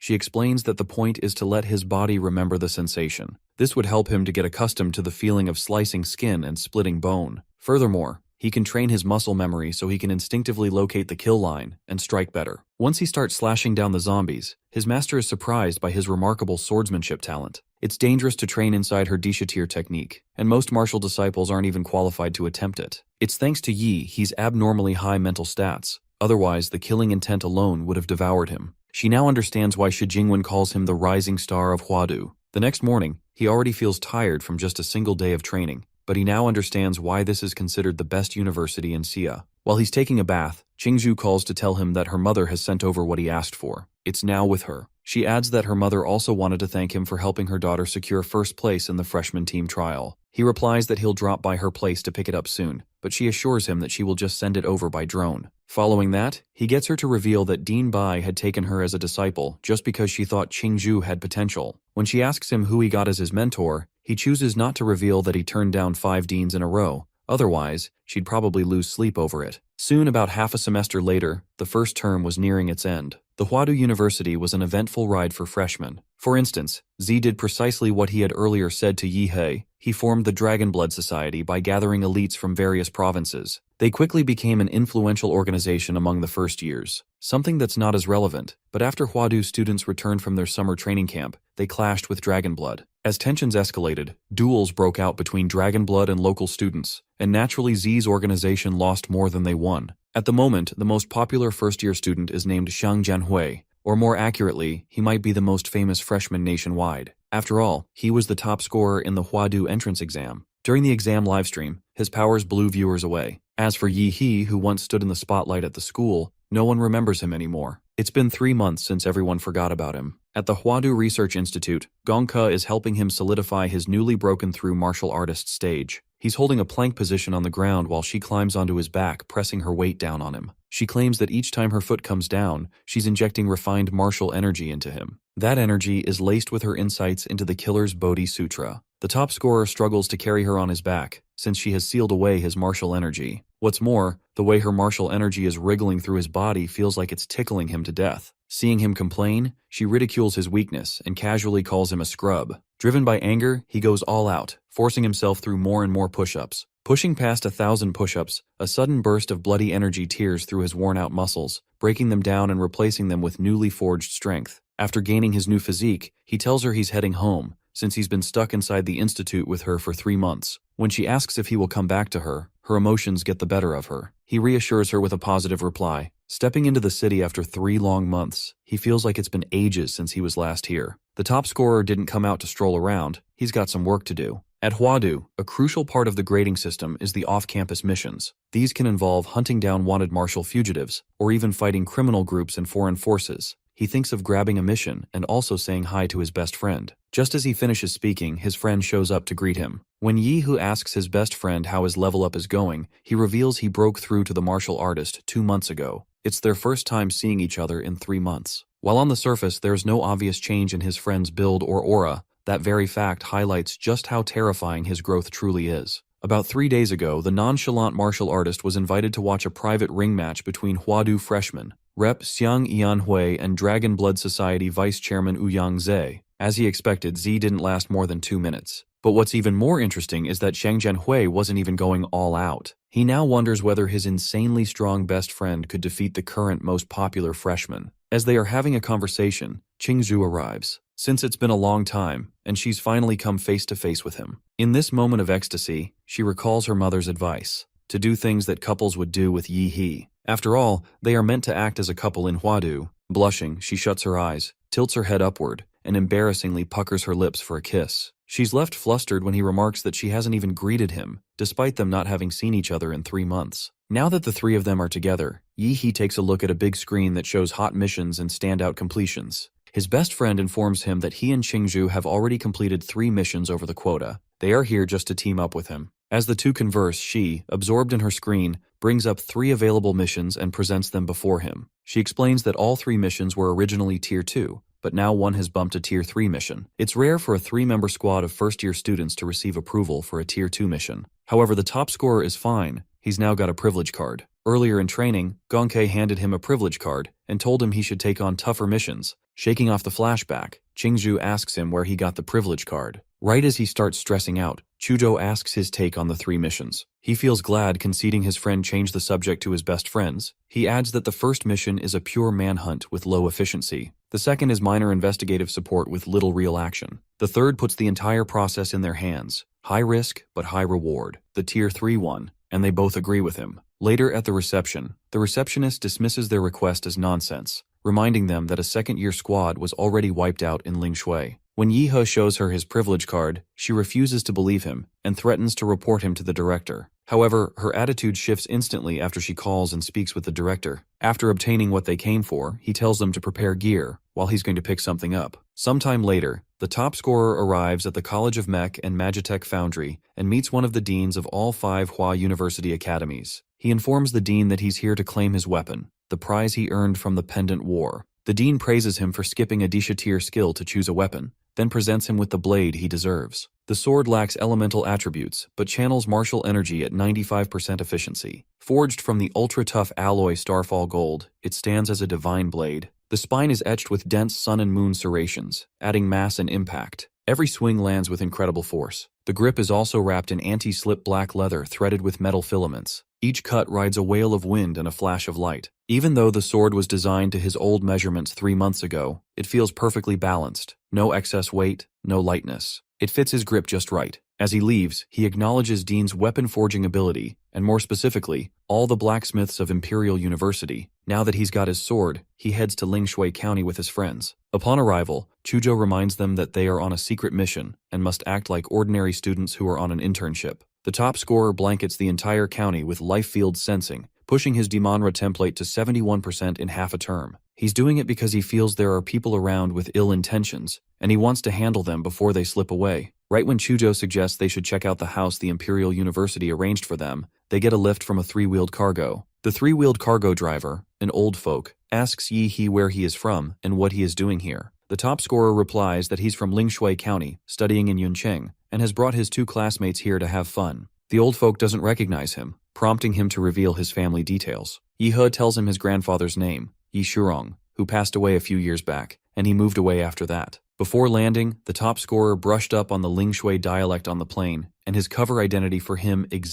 actually exists. Soon after, they arrive at the Huadu mission base. As the top scorer and the others are about to thank the old folk for a free lift, he invites them to the Lingshui County's biggest triennial event, which will take place in 2 days. With that, they thank the old man and bid him farewell. As soon as they step inside the house, they realize that it hasn't been lived in for a decade. It's covered in weeds, and there are mosquitoes as well. But that's not a problem for the top scorer. He simply stomps his foot on the ground to make it clean. After setting down the luggage, decides to install micro cameras around the mission base for surveillance. Qingzhu, meanwhile, says she will check inside the house, but suddenly stops and calls him over to look at something. That something is a shrine which Yi-he says wasn't originally supposed to be there. He explains the shrine is made of wood, and if it had been here for a long time, it would have rotted away years ago. Chuzhou realizes that the shrine must have been placed in the house by someone else, and since he doesn't like the look of that statue, he plans to chop it down. Qingzhu, however, suggests they not act hastily, as it could be an important clue. To her surprise, when she turns to Yi-he, she finds him prepared for battle. Unable to match their stubbornness, she suggests they should at least uncover the clay mask to see what's inside before smashing it. Just as she extends her arm and partially uncovers its face,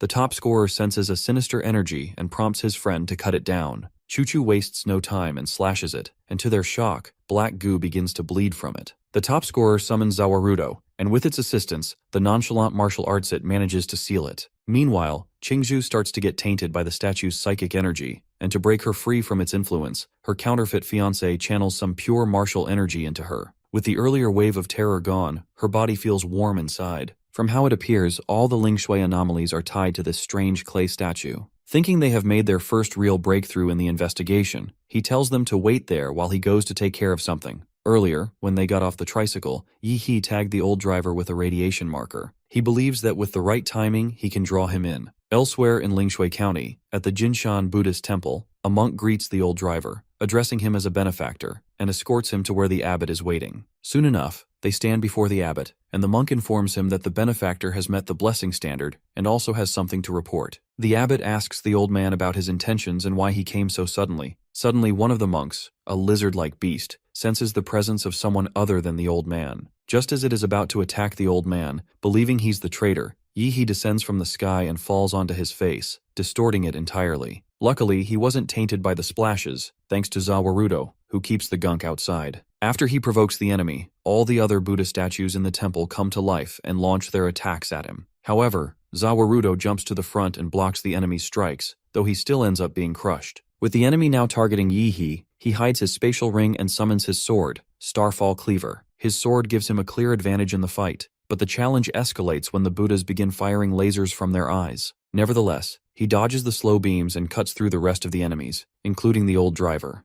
From the very start, his life field sensed no vitality from the two bodhisattvas. He's now convinced that those weren't living things. What baffles him more is how a remote place like Lingshui County could have such advanced constructs. He wonders if the answers lie behind the door where the abbot is, and then commands Zawarudo to force the door open. Once the path inside opens, he walks in and discovers a giant Buddha within. Noticing no one around, he calls out for the enemy to come out of their rat hole. In no time, a monk appears and tells him the temple holds no grudge against him, asking why he is being disrespectful. It turns out the monk speaking to the top scorer was actually a robot, and he already knew it. When he slashes the enemy, another replica appears behind him, acknowledging the top scorer's blood karma. Just as he's about to charge for another strike, he falls into a strange place that looks like a sewer and has 18 doors in total. Soon, a massive herd of lizard beasts, ranging from Tier 1 to Tier 2, begins to appear. Sensing the same energy from the beasts, he becomes sure that they are mass-produced, artificial bio-androids. He's thinking of overwhelming the horde of beasts in just one strike before they gain any power. Summoning Starfall Cleaver, he unleashes Zhuanhuang Blade Art, first form Cull 1,000 Leaves. He begins slashing through the enemies with a wide smile, and in no time he piles up countless corpses. Decapitating the robotic monk, he feels annoyed hearing it loop a pre-recorded line. Even though he's wreaking havoc in the temple, the puppeteer behind the curtain is still not coming out.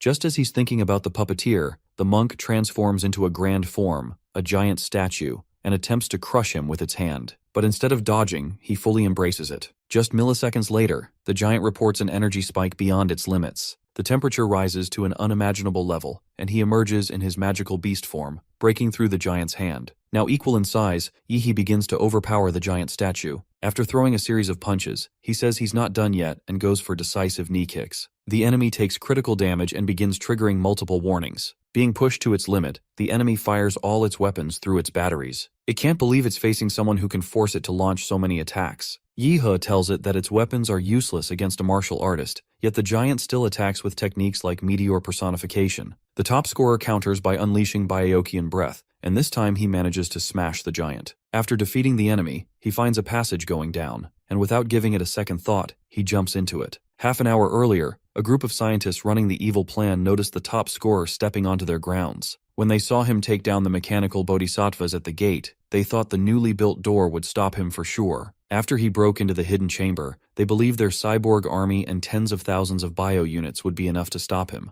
But they were once again proved wrong. The operation's second-in-command, a scientist, tells the leader, a doctor named Feng, that their only hope is the Mecha Buddha's combat suite, which in the end was destroyed into pieces. With Yi He nearing them, the doctor decides to use the guards to buy them sometime, while he and a few crew members retreat and activate the base's self-destruct to not let any intel leak. In the underground laboratory, Dr. Fang lies collapsed in a corner, his frail body trembling as he struggles for breath, while Yi He stands before him with calm precision, his cold eyes fixed on the dying man as he searches for the truth behind the deaths of 3 young martial artists and the secret this place is hiding. The old man weakly explains that he carries a monitoring device in his head, which will trigger an explosion if he reveals anything, and as he speaks, Yi He studies him closely and notices a decayed tooth deep in his jaw, releasing a faint trace of green smoke. Realizing that his time has run out, the old man clenches his teeth, and the poison surges through his veins, burning his throat as his face twists in agony. Yi He watches in silence, kneeling beside him with visible irritation as he concludes that the poison had been preloaded like another precaution used by the reckless members of Laserbird. Before he can decide his next move, the laboratory lights flash red and the sound of a siren fills the air, signaling that the self-destruct sequence has begun. Yet Yi He remains composed because he knows death would be too easy a release for the man before him. He summons a vampire model, and as the creature emerges from the shadows, it lunges at the lifeless doctor. Its deformed limbs pierce his throat and flood his body with venom. The venom spreads rapidly, consuming every trace of decay, but under Yi He's control the transformation shifts course, and the corpse begins to regenerate instead of rot. Red light floods the room as Dr. Fang's skin tightens, his body rejuvenates, and his dull eyes open once more. What stands before Yi He now is not a man, but a creation bound by his will, one that retains memory and intelligence, yet holds absolute loyalty. Yi He studies him with satisfaction, knowing he has achieved what he calls a perfect bloodline because the creature in front of him is immune to light, resistant to destruction, and completely obedient. Dr. Fang's old life fades into nothing as Yi He instructs him to recall when the city was first infiltrated, and the command takes hold immediately. A blue glow spreads across their eyes as their consciousness connects. He sees a younger Dr. Fang trembling in the dim light, his hands slick with blood and his eyes wild with hunger. Around him, another doctor chews raw flesh and claims it as an offering from the villagers, calling it fresh and sacred. The images shift to a dark hall where an old man sleeps before a Buddha statue, while Fang's assistant murmurs that deep sleep makes it easier to transport people into the laboratory. Yi He feels unease settle in his chest as he realizes something unnatural is happening there. The vision changes again, showing Dr. Fang kneeling before a clay idol, whispering strange words as he rolls up his sleeve to reveal a string of numbers carved into his arm. Driven by confusion, he begins to decode them, eventually discovering that the sequence corresponds to a secret access key. When he enters it into his computer, encrypted files flood the screen, but before he can process them, his consciousness begins to fracture, and he realizes his memories are being rewritten. In one final act of awareness, he carves the code onto his arm to serve as a warning for the version of himself that will remain after the manipulation. The memories grow darker as the truth comes into focus. The raw meat is human flesh, and all the experiments and disappearances lead to a cult called Divine Decent Nation. Returning to the present, Yi He finally understands the full scope of the corruption. The cult has infiltrated the Laserbird facility and turned its scientists and workers into hollow shells stripped of will. Dr. Fang, now kneeling before him in submission, confirms this, explaining that the organization erased their minds and converted them into obedient vessels. Yi He's anger rises as he looks at the doctor's pale face and recognizes the three young martial artists among the victims of these experiments. In the flow of recovered memories, he sees how Dr. Fang's pursuit of progress twisted into obsession. The man who once dreamed of enhancing human potential had instead opened the door to forces beyond control. Through Fang's final memories, Yi He learns that everything began with an ancient relic carrying a parasite known as Emotai, a living organism that invades the mind and feeds on human will. It spreads quietly, and as it grows, it drives people to cannibalism and endless sleep, reducing entire villages to offerings that nourish a greater power. Fang once believed his own cruelty to be unmatched, but compared to the cult, he was insignificant. The Divine Decent Nation had gone further, sacrificing an entire city to feed their god. At last, the pattern becomes clear. The relic, the experiments, and the coming festival are all part of the same design, leading to the awakening of Emotai. Yi He's breathing slows as the realization settles in, and in the midst of that cold understanding, a faint memory comes that reminds him of the grand celebration to be held in 2 days, and he realizes that the old man gave him some crucial information. Yi He's eyes grow cold as he states that the memories have been fully extracted. He turns to the doctor and explains that this base belongs to the Laserbird organization, but wants to know more about the Divine Descent Nation, the Demon Fetus, and the 3 Huada warriors. As he studies the doctor, he realizes how much information he has gained from him, including the secret experiments once carried out by Laserbird. Though tempted to act against them now, he reminds himself that Huada will deal with them later on. Still, the thought of the golden gene interests him, because the doctor once studied it and understood its power, but he decided that the matter can wait until he resolves the incident in Lingshui. Thinking of the school's mission and the seal, he feels conflicted. Huada had already allowed the investigation to end, but the reward means little to him now, and he decides that he will claim the results of the Divine Descent Nation's prize for himself. After some thought, he orders Dr. Fang to hide in Lingshui. He will provide his blood and have it mixed into the water system to maximize infection. The doctor laughs, calling him mad. Yet he explains calmly that the people of Lingshui have already reached the 4th stage of pollution and cannot return to normal. He intends to control them and later, if possible, restore them to their former lives. At least under his control, they will not harm others again. When Yi He returns to Old House, he brings food from Ling Shui. Lu Qingju and Su Hao hesitate when they see it, and Yi He immediately understands that they have guessed its origin. Su Hao trembles as he explains that they have found signs of cannibalism among the people. Yi He only smiles quietly, knowing they are close to the truth. He tells them everything, and Lu Qingju rises in anger, shocked that an illegal experimental base could exist for years beneath Ling Shui. Su Hao grows pale and says that even a large biotechnology company has fallen to the corruption here. Lu Qingju insists the threat is beyond level 3 and that they should call Huada for help,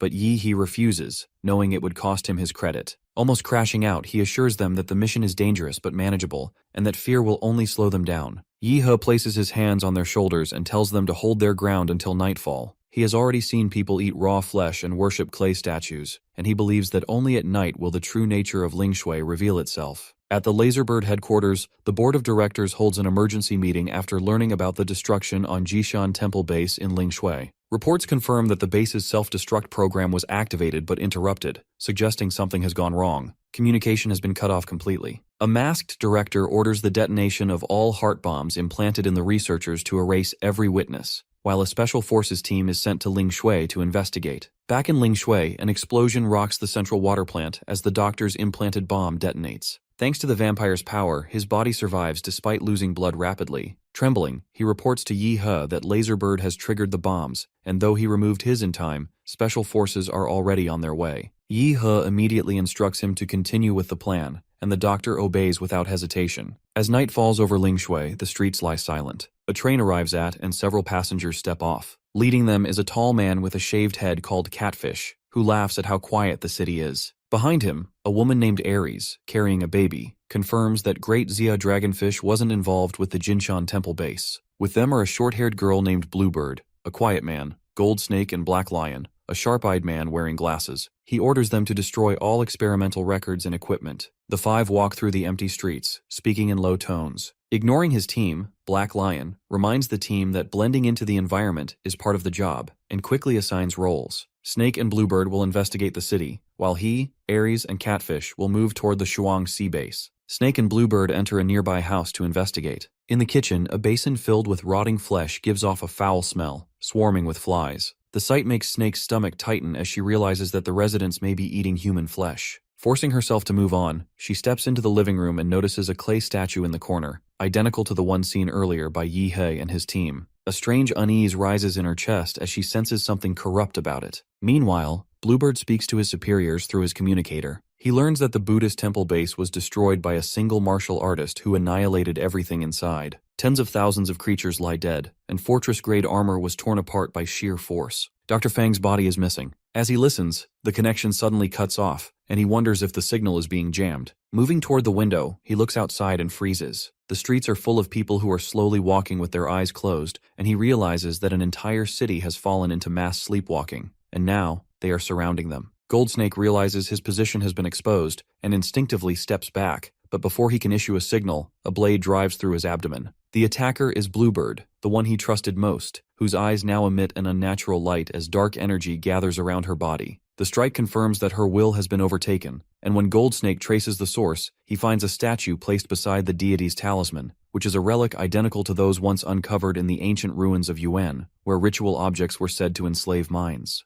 At the same time, on the bell tower overlooking Lingshui County, Yi He studies the moon, noting that its size and brightness distort the natural order, and he concludes that the anomaly connects to the incidents of collective sleepwalking reported across the city. He sends instructions to his team to move toward the southeastern sector, where the concentration of sleepwalkers is highest, before vanishing to verify himself. Goldsnake wakes later tied to a tree. His vision clears slowly, and he sees Bluebird bound beside him. Below, a crowd has gathered. The people stare upward without expression, their mouths open and their bodies trembling. When he calls out, they do not react. Their silence tells him they are no longer conscious, and he realizes they have lost control completely. A bell rings through the air. The sound spreads across the forest, and the moon above grows larger as its light brightens until it covers the entire area. Under that light, the villagers begin to move. Their limbs shake, and then they start climbing onto one another, forming layers. The moonlight pulls them upward, and soon their bodies create a column that rises toward the sky. The wooden pillar holding Goldsnake and Bluebird is lifted with them, raising both higher as the tower expands. At Buddha Temple, Captain Black Lion grows uneasy. He has received no signal from either agent since their last report. The silence and the recent attack on Lingshui base suggest the two events are connected, so he orders the team to move out immediately. But outside, the team stops as soon as they look up.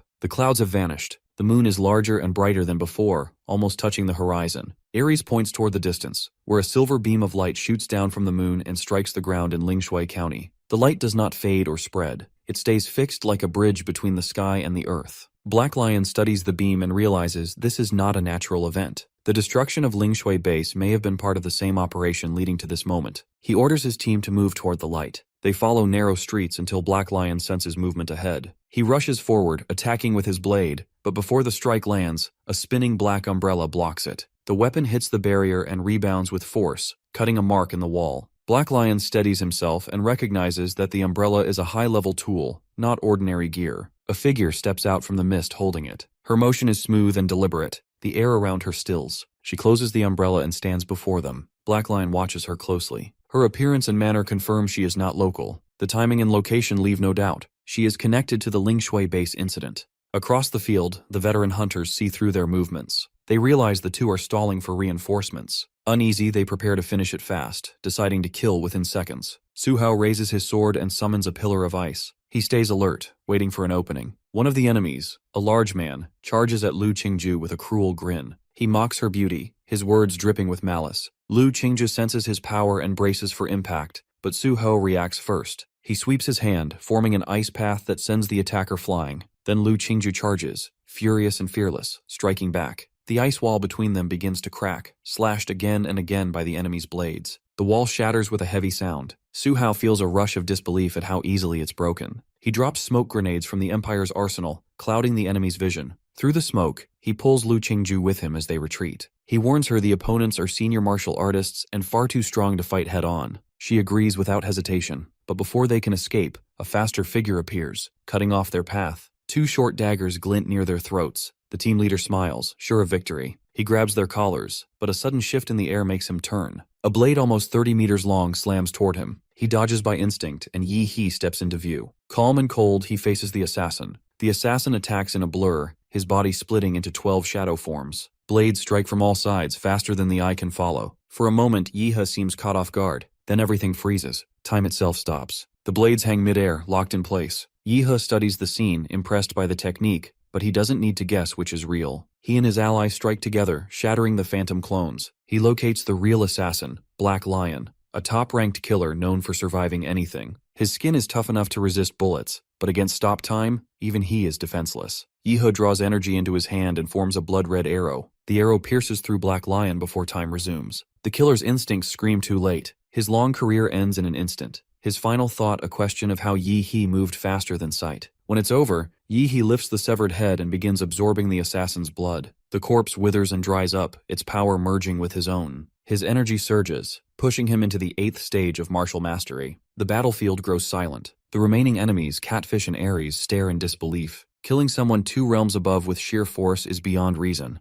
They realize something is terribly wrong and prepare to retreat. Yi He looks down at the blood pooling on the ground, a twisted grin forming. The blood stirs and releases a dark red aura. From it, a monstrous hand rises, followed by the demonic shape of their fallen captain. Catfish and Ares freeze in fear. The aura feels familiar yet horrifying. Their captain's image stands before them, twisted beyond recognition. They can barely breathe. Before panic takes over, Ares steps forward and shouts for them to move aside. She lifts the small child in her arms, and the baby's body changes, swelling rapidly until it becomes a massive, 3-meter-tall monster. The child was never human, but a bioweapon designed for battle. Ares orders it to attack, and the creature charges forward with a roar. Yi He watches calmly, hands in his pockets. Ares and Catfish flee, desperate to escape before he strikes again. But Yi He already has a plan. He orders Su Hao and Lu Qingju to stay behind with his phantom and destroy the bioweapon. The 3 take position at once. Su Hao channels the Phoenix martial technique, merging the Ice Wall, Dragon Shadow, and Northern Cold Sword into one deadly move. Cold energy fills the air, shaping into a dragon that dives at the monster.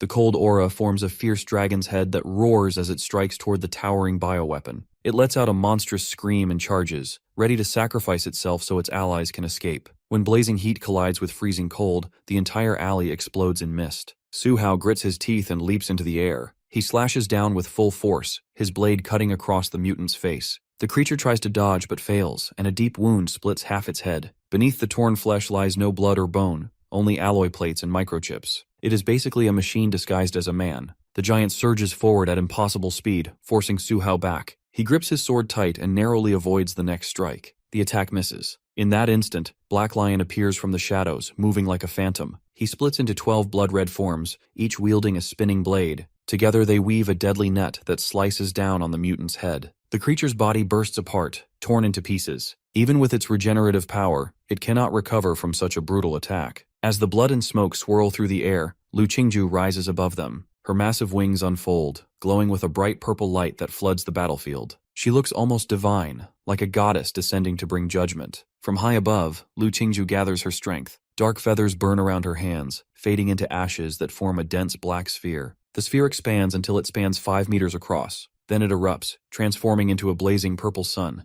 Her cry echoes through the night, her power declaring that the enemy cannot escape. The mutant's legs freeze solid, trapped in ice. Black Lion holds it from the front, locking it completely in place. The explosion shakes the ground and a pillar of purple fire erupts, swallowing the cold moonlight and burning everything in its path. The mutant's screams echo for only a moment before fading into silence. Its body burns away completely until not even ashes remain. The battle ends in a flash of light, and the night falls eerily quiet. Far away, under the city's dark sewer tunnels, Catfish runs through the filthy water, gasping for air. His face is pale, his steps desperate, muttering curses as he flees. Suddenly a flash of blue light bursts ahead, striking down and freezing him in place. Terror fills his eyes as the light spreads through the darkness, revealing a figure in its glow. His eerie smile appears from the shadows. Panic floods through Catfish as sweat pours down his body. He knows he is being hunted and bolts in terror, trying to escape into the maze of tunnels. At the same time, Ares sprints through the narrow alleys above. A blinding blue beam crashes down from the sky like divine lightning. Her body trembles as she realizes it struck where Catfish had run.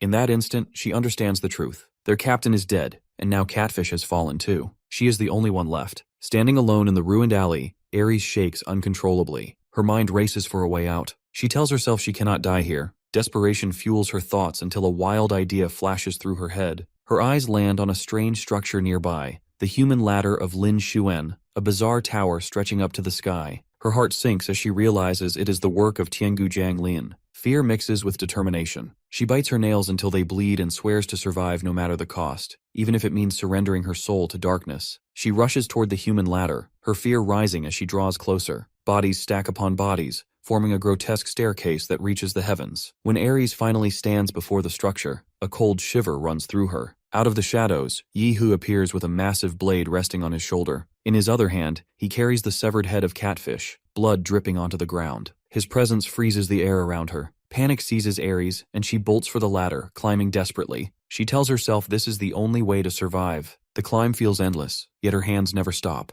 When she looks up, she sees a colossal door of jade. It opens slowly. Tears fill her eyes as she recognizes her dad. The column of people glows brightly, standing tall in the middle of the city and shining like a beacon in the dark night. The massive door opens slowly. When Biang finally sets foot on the moon, a faint, twisted smile forms on Yihe's lips. His body collapses under the moonlight, turning into black smoke that fades away. It was never really him, just an illusion created by the moonlight to prey on her fear and push her upward. The real Yihe watches quietly from a distance, his calm gaze fixed on the glowing pillar. After a moment, he speaks softly, as if already expecting this, noting that Tiangujiang Lin used Biang's fear to build his image and force her climb. He pulls out his phone, his tone steady, as he reports that the Laserbird assassin squad has lost 2 members, and the remaining 3 are barely alive. A dark smile creeps across his face, his eyes glowing blue with satisfaction and anticipation. He predicts that by tomorrow Tiangujiang Lin's men will arrive, and with Laserbird losing its base, another faction will fall. The night fades, the moonlight weakens, and the bright human ladder disappears as dawn breaks. The giant moon pulls back, and the last beam of light goes out. People from Lingshui County, whose bodies had been used to form the ladder, return to the ground. Some are dead, others alive, and some walk as if nothing happened,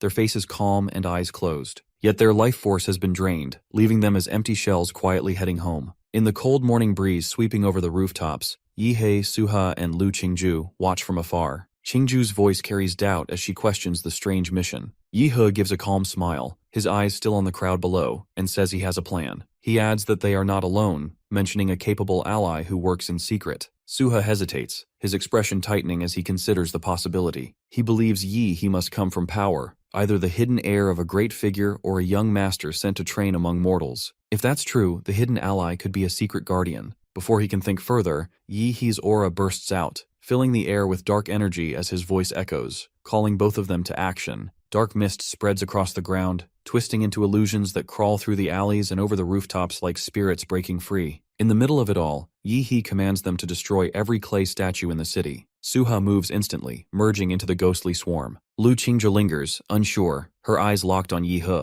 Noticing her hesitation, he calls her name, and she startles slightly before giving a small, trusting smile. She tells him to rely more on his team instead of carrying everything alone. Yi He turns and walks toward the hidden base beneath the Jinshan temple. Inside, the mad scientist greets him with deep respect. Yi He cuts him off coldly, ordering him to prepare for battle. He steps into a dark pit filled with heaps of failed biochemical bodies. The doctor explains that all the artificial beings once defeated have been gathered here. Our boy is aware of this, pleased with the number, and shouts powerfully. His body erupts in thick black smoke as a giant skull forms behind him, glowing with energy. He suppresses the lightning within him to avoid harming the bodies nearby. From the smoke, a massive figure begins to form, tearing open its chest to reveal a huge beating heart. Blood gushes out, pouring into the pit and soaking the dead bodies. Their eyes flicker with life as their flesh starts to heal. Yi He watches as they transform into a resurrected army. Their eyes glow red, filled with rage and power. He orders the doctor to use the vampire virus to awaken them and enhance their strength. Each will be able to transform into a giant immortal soldier bound to his command. The doctor works quickly, controlling a swarm of tiny mechanical mosquitoes carrying vampire blood.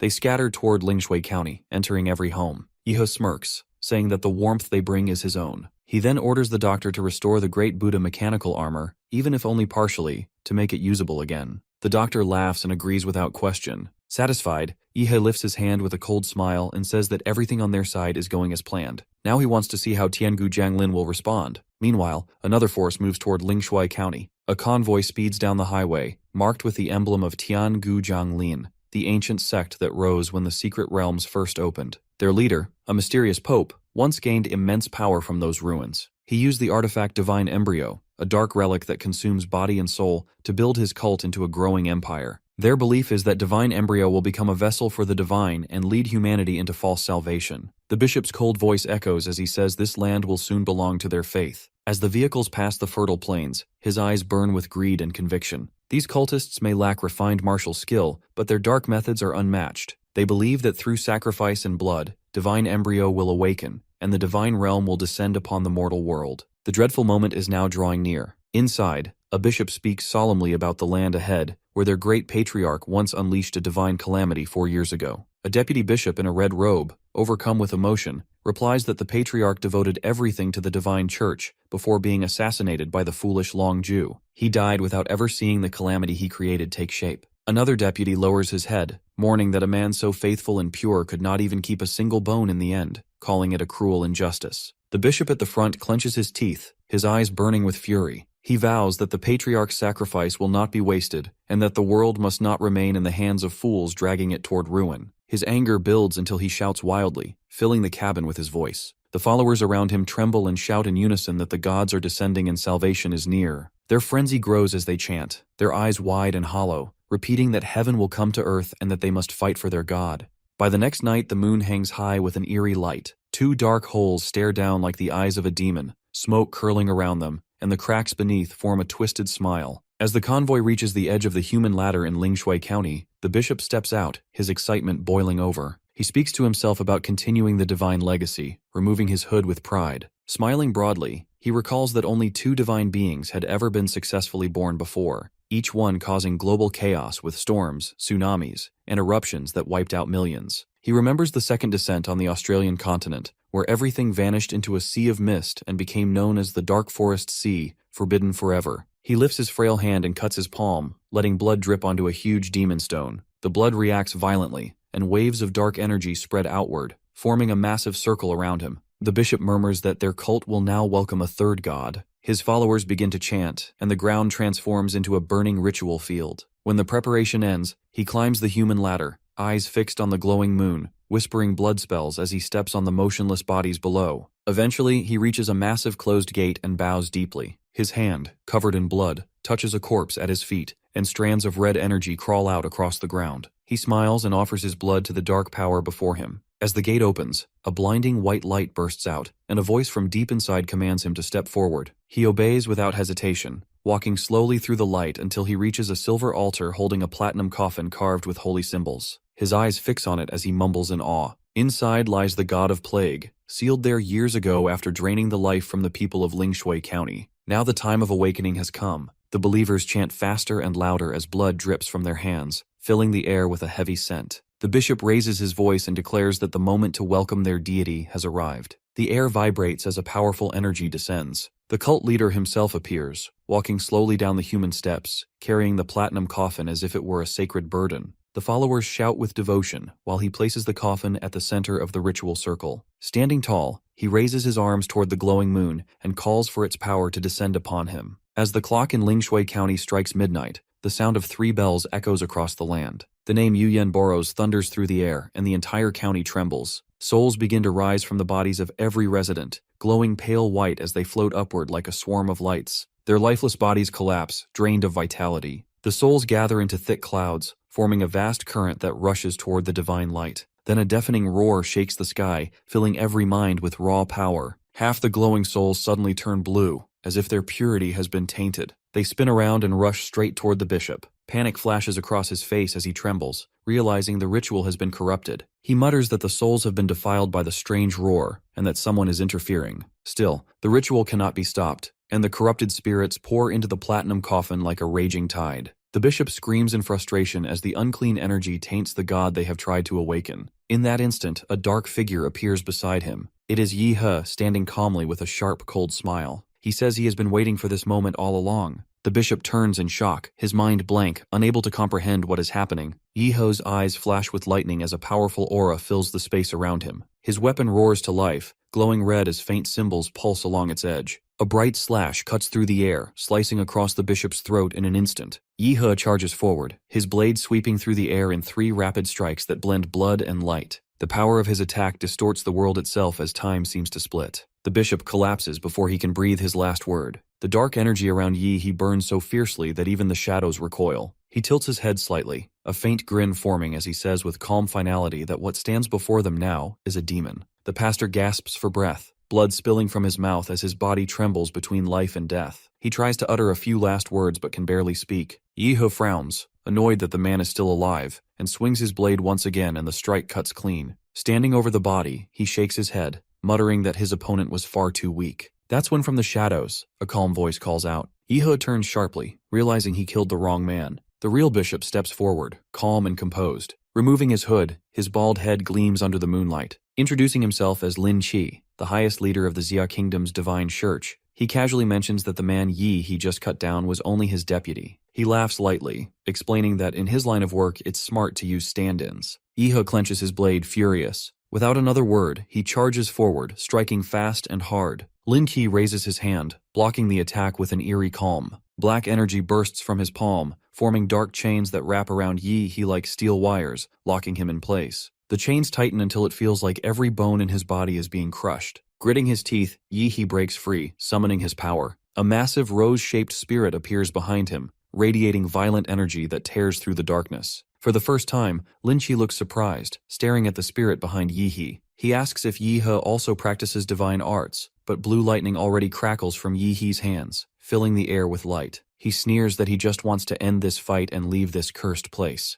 Thunder explodes around him, his body tightening with raw strength. He punches forward, the lightning forming into a dragon that slams straight into Lin Qi. The impact shakes the ground, and Lin Qi is thrown through debris and smoke. When the dust settles, Lin Qi still stands. His body is battered, but dark energy twists around him, mending his broken arm. He lifts his head, calm and arrogant, declaring himself blessed by the gods. Yi He narrows his eyes, muttering that this fight is going to be a pain. Lin Qi begins to chant in a low voice. With each phrase, the cultists around them gather that this fight is going to be a pain. Lin Qi begins to chant in a low voice. With each phrase, the cultists around them gather again, surrounding Yi He. Their eyes are wild, their expressions empty. Without hesitation, they raise their blades and stab themselves, blood spraying across the ground. The air thickens with the smell of iron. Yi He watches, disgusted, calling it a pathetic display. But before he can move, he feels something cold crawling through the air. A sound echoes around them like wood cracking. Then a bloody hand bursts through the chest of one of the cultists. The skin rips apart as a twisted creature crawls out. Not human, not demon. Something worse. One by one, the dead bodies split open, releasing more of these creatures. Their horns curve like hooks and their teeth glint like blades. They crawl forward, leaving trails of blood as the ritual completes.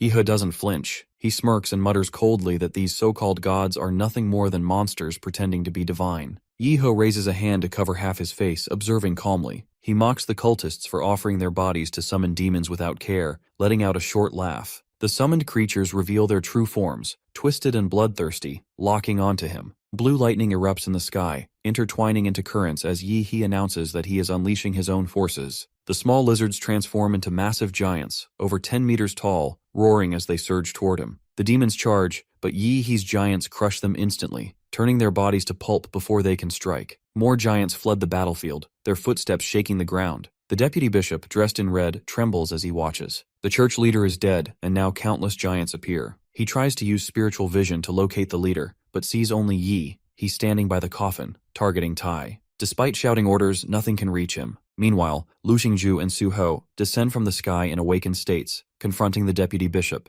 The pastor realizes all of them had planned ahead, assassinating the cult leader, deploying the giant army, and intercepting him, and understands the cult's mission is doomed. As cold air radiates from the coffin, he notes that the entity inside bears a grudge, connected to the position it lost. The system reports that Yihe has gained 5 special divine energy points, as part of the accumulated faith of the ritual, partially absorbed by Emotai to create a body for Noyat Yam. Yihe laughs at the revelation, steps closer, and opens the coffin with disdain, only to find it empty except for a luxurious interior. Confused and annoyed, he calls out, wondering why the deity hides. He summons his great blade, planting it firmly on the ground, and silence falls across the battlefield. The chaos of giants, demons, and battle fades as if the world now revolves only around him. Then a voice reaches him, and he turns to see a giant moon with a sinister smile, and Archbishop Lin Qi approaching, revealing that the moon and space were an illusion. Yihe recognizes him, narrowing his eyes while Lin Qi mocks him, asking if he knows when he fell into the dream. Elsewhere, Lu Qingju and Su Ho continue fighting the giant demon the deputy bishop summoned. The deputy bishop, realizing Yihe is alone, grows uneasy. He draws a jade-green blade and channels a deadly spell, intending to crush Yihe with a barrage of bloodthorns, while taking advantage of Lu Qingju and Su Ho's focus on the demon. He rushes forward, shouting that the guilty will be punished by the gods. Su Hao notices the bishop heading straight for Yihe and reacts instantly. Channeling all his strength, he forms a massive tornado of ice and wind, compressing it into a storm sword capable of crushing mountains. He uses nearly all his energy to hold the giant, urging his teammates to act without hesitation. Lu Qingju spreads her wings, soaring over the ice wall and responding firmly. The demon swings its blazing battle axe, shattering Su Hao's ice barrier instantly, shaking the battlefield. Su Ho responds, sending sharp ice spikes flying through the demon's steel-like skin, tearing it apart. Dark energy swirls around him as he raises a hand, announcing that he channels the power of the ancient Huadu clan. Su Hao's body surges with energy from an ancient clan he once sealed, regenerating his wounds. His dragon horns grow longer, frost covers his reborn flesh, and his dragon eyes blaze. He channels the flame blood secret technique alongside his bloodline, risking a faster consumption of life for maximum power. His hands raise, gathering martial energy into a massive icy great sword, tens of meters long, shaking the surrounding space. He strikes with full force, aiming to destroy the demon before him. The creature braces, trying to unleash a massive flame, but Su Hao's attack overwhelms it. Ice and fire collide, spreading through the battlefield and shaking the surroundings. Despite the full strength of Su Hao's storm sword, the monster absorbs the energy with its own flames. The ice melts and fractures, leaving him exposed and exhausted. Just as he begins to falter, a sharp projectile pierces the demon from behind, dealing critical damage and finishing it. Su Hao collapses, drained, barely able to breathe. He looks toward his unexpected ally, Dr. Dine, who fired the rounds, realizing the kid he had underestimated hides extraordinary potential. Dr. Dine notes Su Hao's advancement toward martial disciple level, while Lu Qingju demonstrates equal talent, both carrying the promise of the master's chosen team. A swarm of drones appears, heading toward Su Ho, while the deputy bishop attempts to flee. The bishop notices the youth's strength and disguises, questioning their identities, as Su Ho and Lu Qingju move forward confidently. Lu Qingju spreads her wings, soaring over the battlefield, while Su Ho carries the slain demon's head, his steps and presence commanding attention. The moon deity intervenes, dropping 6 massive coffins containing undead martial artists. The coffins strike the ground and open, revealing identical undead figures exuding martial-level energy. Some are familiar faces from the university's second team, now turned into controlled corpses. The vice bishop grows frantic, realizing the threat they pose to his divine fetus. The undead begin advancing, and Dr. Dine commands his Titan squad to intercept them, buying time for Lu Qingju. The Titans are strong but fragile compared to martial-level zombies, who tear through them effortlessly. Lu Qingju seizes the moment to fly toward Yi He. She pushes herself against the wind, sustaining injuries but refusing to fall, driven solely by the need to reach him. The vice bishop panics, redirecting his forces to stop her, but she pushes through, evading attacks and finally reaching Yi He. Exhausted, she collapses into his arms, finding refuge. Her body shakes from fatigue, but her spirit stabilizes as she rests against him, a moment of calm amidst the battlefield's chaos. After destroying the bloodthorns, Lu Qingju holds Yi He tightly, suppressing the pain in her injured arm. She burns a small amount of her inner energy to counteract the poisonous blood and keeps moving. From above, she sees the giant mutants created by Yi. He's lying in pools of blood, trampled and annihilated.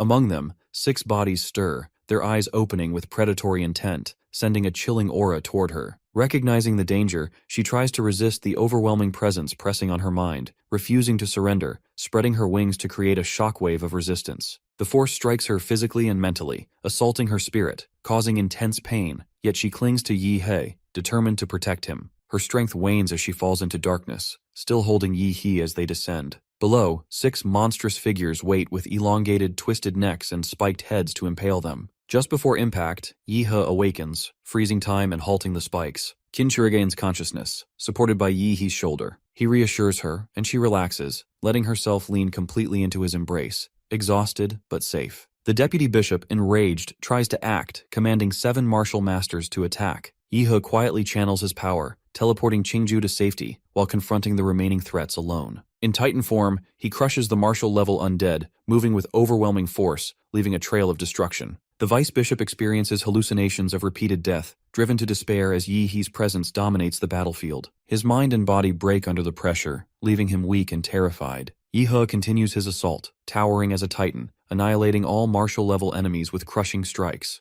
Below, the battlefield is a wasteland of flesh and blood, as his power leaves no room for opposition. Suddenly, the moonlight intensifies, revealing a new figure descending from above. This supreme leader, cloaked in silver moonlight, stands motionless, emanating a terrifying and divine aura. His hair is long and white, his features cold and sharp, and his gaze meets Yi. He's with an unshakable presence, conveying acknowledgement and dominance. Though he shows no chi fluctuations, his aura radiates absolute power, suggesting he is the source of all the mutations and chaos in Lingshui County. Yi He recognizes the threat but faces it with defiance, prepared to challenge the figure beneath the distorted moon, understanding that this encounter may define the outcome of the conflict. A mysterious deity emerges from the moon, and it seems like she is the moon deity. Yi He lifts through a void where the city has vanished, replaced by silver light like standing on the moon. The air shifts, and although he senses cold, he realizes this is a mental realm, not bound by physical laws. Unlike illusions, harm here is real, and he lacks his invincible golden body. Silver Moon Deity reaches the final step, hovering above like a god. He acknowledges Yi He's exceptional talent and claims that part of his divine essence has been stolen, making Yi He a potential vessel. The Silver Moon Deity promises to elevate Yi He from mortal to god, offering a partnership to rule together. Yi He refuses, maintaining disdain,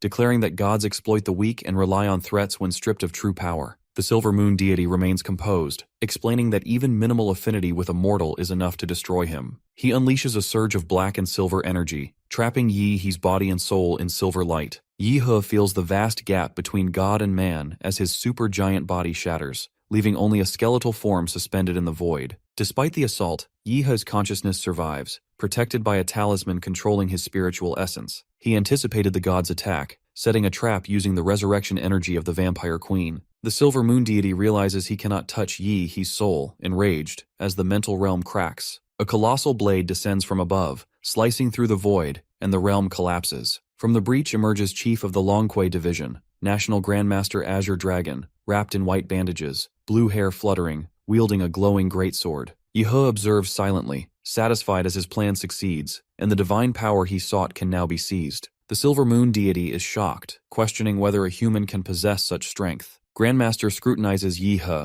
noting chaotic energy and impure form, likening him to the first demon hybrid. A Silver Moon Deity strikes, seizing Yi He, but the attack fails, and Yi He is flung away. Only Silver Moon Deity and Grandmaster remain, facing each other. Grandmaster gathers divine consciousness, channeling overwhelming power. As he descends, Silver Moon Deity braces, expanding the moonlight and flooding Lingshui County. The combined energies crack space, manifesting as a dragon in the sky. Grandmaster charges into the moonlight pillar, ready to confront the godlike entity and restore balance. On the other side, the sky and earth are upheaved as light and thunder intertwine. Yihe is thrown through mountains by Moon Deity, landing far from Lingshui County, wrapped in a protective sphere. The forest is devastated, trees destroyed by the impact, and Yihe emerges pale but alive. He scans the area and finds no trace of the county, realizing the battle likely flattened the region. As Yihe contemplates, the system panel appears, displaying a moon seal curse mark linked to the Master of the Moon and Nightmares. He understands the danger but also sees an opportunity. He studies the system interface, identifying divine attributes and their effects, particularly those related to the moon in dreams. He begins allocating points, upgrading his abilities and templates, including the Vampire Bloodline, Moon Demon Bloodline, and powers that enhance under moonlight. Each upgrade amplifies his combat potential, transforming him into a war god under the full moon while remaining relatively inactive during the day. Yihe tests his strength, striking with explosive force that gouges the ground and scatters wildlife. He observes his improved muscles, reflexes, and nervous system processing speed, acknowledging the full effect of his lunar curse. He notes that he is a key figure in the unfolding events and anticipates the Dragonclaw's interest. He plans to contact Hua University for support, recognizing the importance of allies and resources. He activates bat wings and departs. At Hua University, everything appears peaceful. Yihe meets Principal Shi Jinwen, who welcomes him and commends the squad for completing the Lingshui County mission. The principal assures him that the mission will be publicly presented as Level 4 to avoid shocking others, while internally, the squad receives Level 5 rewards. Yihe nods outwardly but suspects the principal may know about his manipulations. Later, Yihe reviews images of the Lingshui County disaster sent by Dr. Madman, confirming that a massive explosion has destroyed the area and left few survivors. He recalls Moon Deity's words about the moon attack and feels the severity of high-level martial arts threats. Yihe reflects on the need for caution, remembering that the Grandmaster can help seal the Moonmark curse. As he waits, the Grandmaster arrives severely injured, his body bandaged and radiating a heavy aura, revealing the toll of the battle and signaling the ongoing danger in the martial world. In the reception room, Azure admits to his injuries, the frost damage he sustained from fighting the Moon Demon. Despite his wounds, he managed to claim victory. As he speaks, our bro giggles softly, finding it unexpectedly adorable that the usually stoic Azure Dragon is explaining himself. Then, Azure Dragon drops his cloak and begins with helping our boy seal the gaze. Since Principal Shi already discussed our guy's condition with him, he decides to spill some classified secrets. He reveals that the monsters once used to be as smart as humans. Casually, he mentions that he was the only survivor of an A-class ruin excavation, but he didn't leave unscathed. He was cursed. The curse mutated his body and slowly eroded his sanity, turning him into a beast. With no one able to help, he chose to enter an S-class realm, planning to die alone. What he didn't see coming was a massive sea storm which took him forcefully to an uncharted island where no human has gone before. He puts the stop at his jaw-dropping lore as the rest is dangerous to be revealed. As he unwraps his bandages, strange scars and glowing runes cover his body. He admits that an unknown entity on that island halted his beatification. When our protagonist sees the runes, a hellish vision grips him, his body trembles, and blood trickles from his eyes. But Azure Dragon finds it strange, because even a martial artist would suffer extreme brain damage with a glimpse at his runes, yet our protagonist only bled a little. He hopes that Yihe can change the situation, since the principal has never been wrong when it comes to judgment. He follows up to imprint 2 runes into his mind, so he can have a good amount of sleep.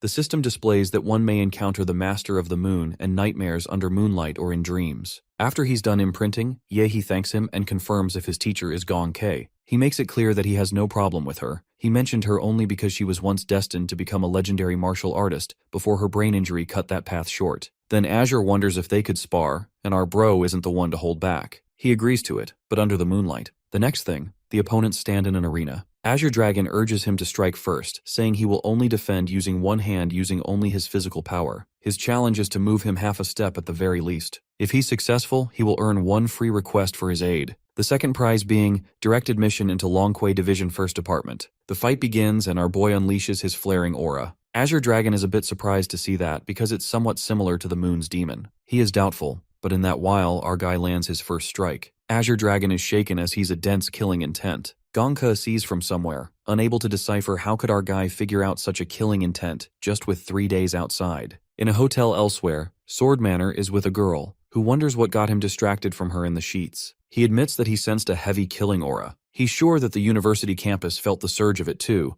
though he dismissed it as mere showmanship. The attack obliterates the entire area around Azure Dragon, but what our boy notices is Azure's punch is really simplified compared to his Ashura 3 blades. He realizes Azure deliberately avoided exploiting his weak points. Instead, the dragon chose to meet him head-on, power against power, as if challenging him openly. The thought makes Yi He's heart race. It feels raw, almost confrontational. As he's immersed in his thoughts, Azure Dragon gets ready to throw in another punch, Military Fist. The impact is fast and brutal, sending our boy flying into the air. Azure realizes he's screwed if he lets Yi He die and rushes to hold him before he falls to the ground. When he holds our guy, he wakes up, blushing that he won as Azure moved more than a step. He fooled him, and Azure can't help but admire his sharp thinking skills. So, he asks what he wants to, which he keeps the promise pending. Then, Azure admires his killing intent, but urges to exercise his body more to utilize it better. Nervously, our guy admits that he hasn't even used the Demon Emperor template yet. Azure still sticks to his point. Our hero needs a physically strong teacher to serve as a guide for him. Yihe agrees to look for a teacher, but Azure secretly wants to take that role himself. He's torn between asking to make Yihe his disciple or waiting for our hero to come to him. Then, he hands him over a badge containing a top-level body cultivation technique. It is considered a national treasure-level martial art of a Western country. He gives it with the purpose of he mastering it soon with staying determined towards his practice and studies. Azure Dragon knows that this technique is tough to cultivate, and the reason being this martial spirit space from the West doesn't recognize Easterners. This is why he has to wait to reach the Grandmaster realm, and he'll obtain the martial spirit space by force and get the inheritance. Since the technique is difficult, Yihe will come to him by himself, and that's how he can make him his disciple. Later, at Yihe's dorm, our boy takes a shower while he thinks that he barely spent any time in his room. While he's looking at martial art techniques, someone rings at his door. When he opens the door, he finds Ouyang-Zhe standing outside. Yihe lets him in, hoping he's not here to recruit him into his club again. Suddenly, Ouyang-Zhe drops to his knees, begging the protagonist to become the president of the Dragon Blood Club. Our guy wonders, since when did this dude become such a loser? But he can't brush off the thought. How did he know that he was back at the dorm? Ouyang-Zhe admits a guy saw him come back, and that infuriates our bro, dragging Ouyang-Zhe for practice. A while later, Ouyang-Zhe is seen with a swollen face. The hero asks what's been going on with the club, and the dude admits that the club is failing, and unless they give some exceptional contribution, the university will cut off the funding. The Dragon Blood Club started off pretty nicely, getting sponsorships, which attracted many students to join. The beginning was virtuous, until it was suppressed by the student union composed of local Hua City people. It happened all because of Xiang Zhuang's leadership. The investors pulled back, commercial value declined, and the company's welfare channels were closed. Seeing the club fail, members began to leave, which made it harder to recruit new ones. Now, the Dragon Blood Club is in crisis. Yihe realizes that the club lost Xiang Zhuang, and everything started falling apart afterward. To suppress Xiang Zhuang, they can't rely on the seniors. They need someone from their own grade, and the only person who fits all the requirements is Yihe. Our guy agrees, though he knows Ouyang's true intention is to have him protect the Dragon Blood Club's assets. So, he urges Ouyang to get straight to the point. Ouyang-Zhe explains the Daxia Recovery Plan, a national operation aiming to rally martial artists from across the country to reclaim the 12 cities and surrounding regions completely overrun by monsters. He adds that other universities will also participate, with their own school taking the lead. Under Yihe's guidance, the Dragon Blood Club will follow official orders. However, Yihe's immediate concern is to remove the surveillance cameras, and Ouyang obeys without question. As Ouyang-Zhe leaves, Yihe realizes how big of a help he has been, and also notices he has great skills when it comes down to business. With his help, he can actually make the club go higher, raising the award template for the future. He then decides to master both of the martial arts templates. On the other hand, Xinchen calls Yan by his name, wondering what's taking Ouyang so long. Yan is deeply offended but also a bit worried because Xinchen is extremely provocative. Yan still informs them that the vice president and the real president will be here soon. Hearing that, Xinchen gets worried. If Yihe is the president he's talking about, he urges Yan to let it go because he thinks Ouyang-Zhe has no chance of a comeback against Zhuang.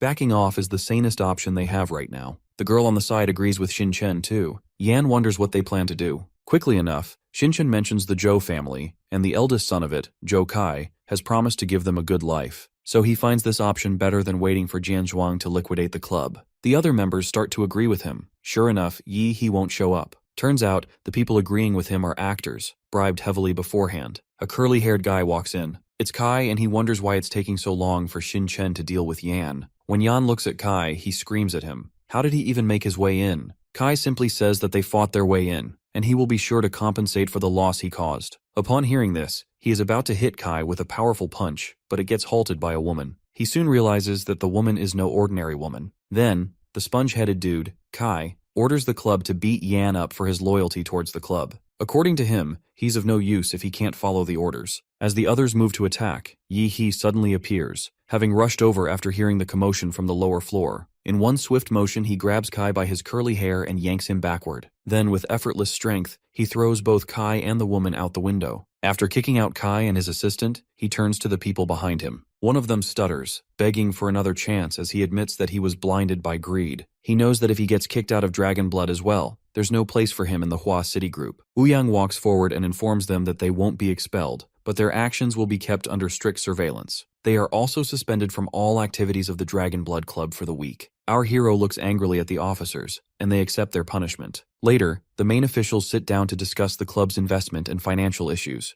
Ouyang Ze suggests that Daxia recovery could potentially put them in the spotlight, but our guy proposes a more direct solution, defeating the threat of the Dragon Blood Club, Zhang Zhuang. To his disappointment, Ouyang Ze informs him that Zhang Zhuang has entered seclusion to break through to the martial master realm. That news makes him frown, but he quickly comes up with another plan. If he challenges the top experts of the entire university, he can attract more hype, and in turn, more investment. He then inquires about the first Longquay division. Yen explains that it is the strongest martial organization in Daxia. Members of other Longquay divisions are known as Longquay agents, while the first division members are called aces. His determination shows how badly he wants to join it. Yan admits that the first division is only for the strongest. Every year, fewer than 3 Imperial graduates are admitted, making it a place all martial artists yearn for. This gives our boy an idea. He orders the Dragon Blood Club's media team to start spreading the word. He gets up and announces, as the president of the Dragon Blood Club and current ace of the Longquay First Division, he issues a challenge to all martial artists below the rank of Grand Martial Master in Hua University. He turns to the officers, wondering if the hype is big enough. Yan can't believe it, considering our boy hasn't even graduated.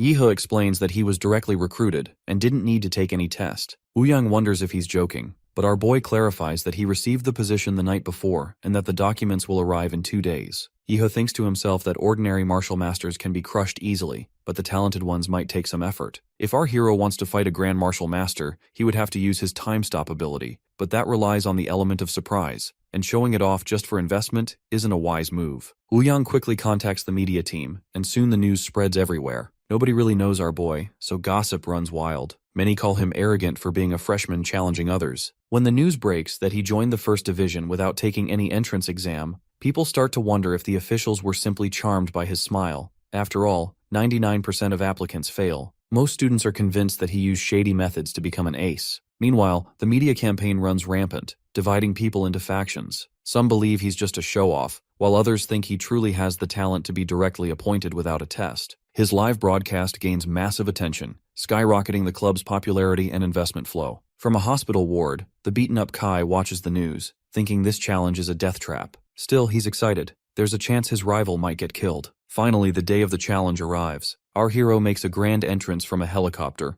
leaving the crowd mesmerized. The crowd goes wild when Yi-He stands in the center of the ring, quietly taking all the cheers and criticism as well. Casually, our boy waits for the first opponent. At the side, Long Tao realizes that this freshman knows how to hype himself up. The man beside this long-faced guy wonders aloud if he'd be going up. That Long Tao guy folds his arms, ready to ride this wave of exposure. Running towards the MC, Long Tao thinks to himself as an internet celebrity, there's no way he can miss the chance to not grab his sky-high traffic. Also, he believes that the first challenger never loses, so if he wins, he'd be famous overnight. Additionally, even if he loses and someone else beats Yi-He, he plans to step up later and claim that he is the one who exhausted our boy. Thinking all this, Long Tao moves forward. His body is covered in smoke as he yells and announces that he is a martial master of Second Dan. The entire arena shook as both the guys came face to face, but the fight didn't even last 10 seconds, since this big mouth got knocked out by a single kick on his face as he leaped to attack our guy. Right then, from behind, Lao Ying soars higher into the air and lunges forward towards our boy, all ready with her weapon to attack him. Everyone immediately recognized her. She is only a Martial Master 5th Dan and has a record of defeating 3 Martial Master 7th Dan students by herself. Her presence here is kind of odd,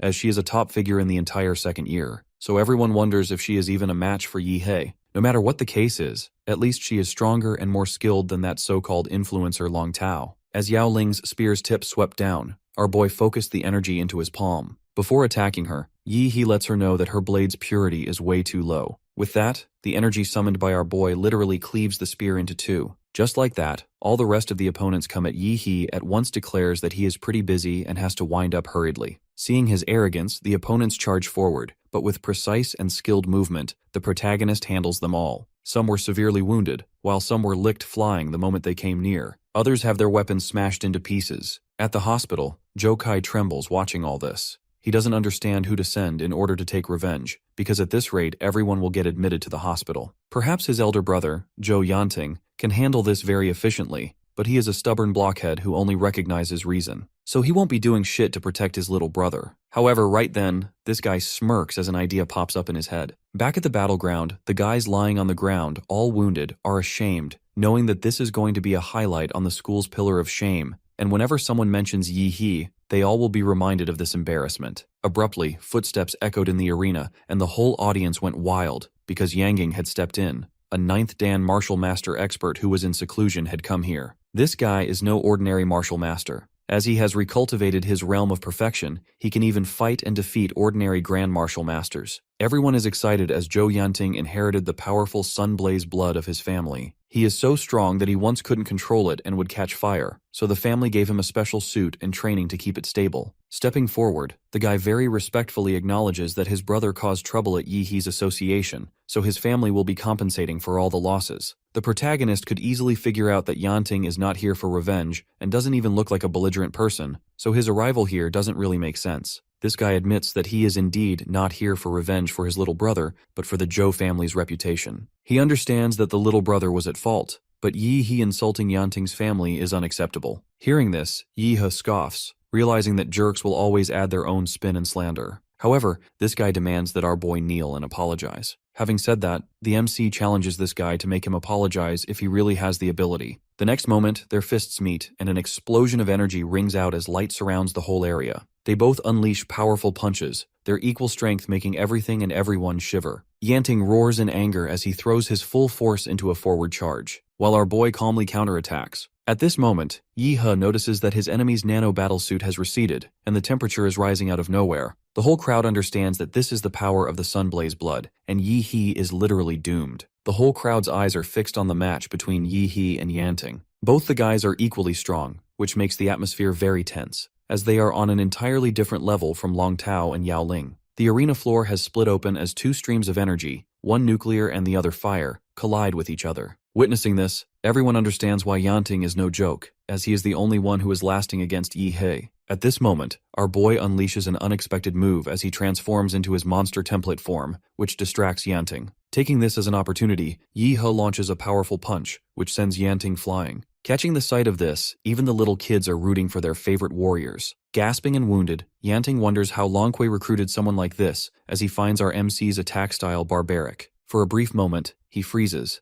questioning his own senses as he realizes that Ye-Hai is growing bigger. Yi-He, standing calm, suggests his enemy be more confident because he indeed is getting bigger. Rather than releasing the humanoid power all at once to form a body outside, he is using the vampire's superior control over its own flesh and blood to slowly release the humanoid power inside his body. In that instant, he transforms into a gigantic form and sends a massive fist crashing down on Yanting. Using this technique, he has gained immense speed and nerve reaction capabilities. Additionally, he increased his physical quality by several times every second. The ground-trembling punch leaves Yanting unable to defend himself, forced brutally onto the arena floor, which splits open. This power makes Yanting realize that this guy is way too terrifying. He always thought that his own bloodline was monstrous, but compared to Yi-He, it is nothing. Yanting's bones can literally no longer withstand our boy's power, and it seems that he will need to recultivate once again. However, right now he needs to get out of this situation. He dodges the powerful punch, leaps into the air, and changes tactics, relying on speed instead of strength, though Yi-He wouldn't let him go and turned in the direction of his opponent. At this rate, Yanting is furious. Immediately, his body tenses and a blaze erupts and engulfs his entire body. Witnessing this,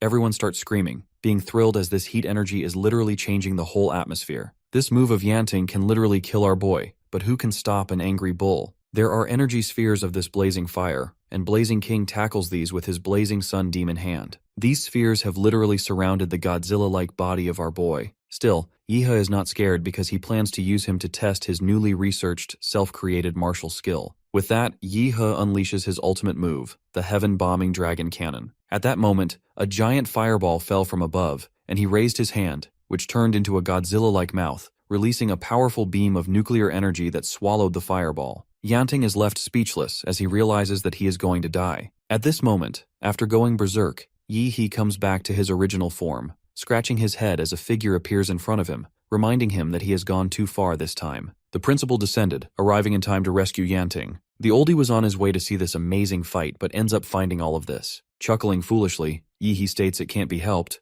Without the principal on stage, the tournament feels less important, so he asks the principal to help him just this once. Sighing, the principal realizes that Yi-He was messing with his teacher Gong-Kei, who always called him dull. Thus, now he decides to personally support his tournament and announces if anyone still wants to challenge Yi-He. Witnessing all this destruction and the protagonist's powers, no one even dares to say a word, and just like that, the principal declares our boy as a winner. Yi-He stands proudly as the announcement echoed through the arena, declaring Yi-He the winner, who has single-handedly challenged all the martial masters of the school, an event that will forever make his name legendary at Imperial University.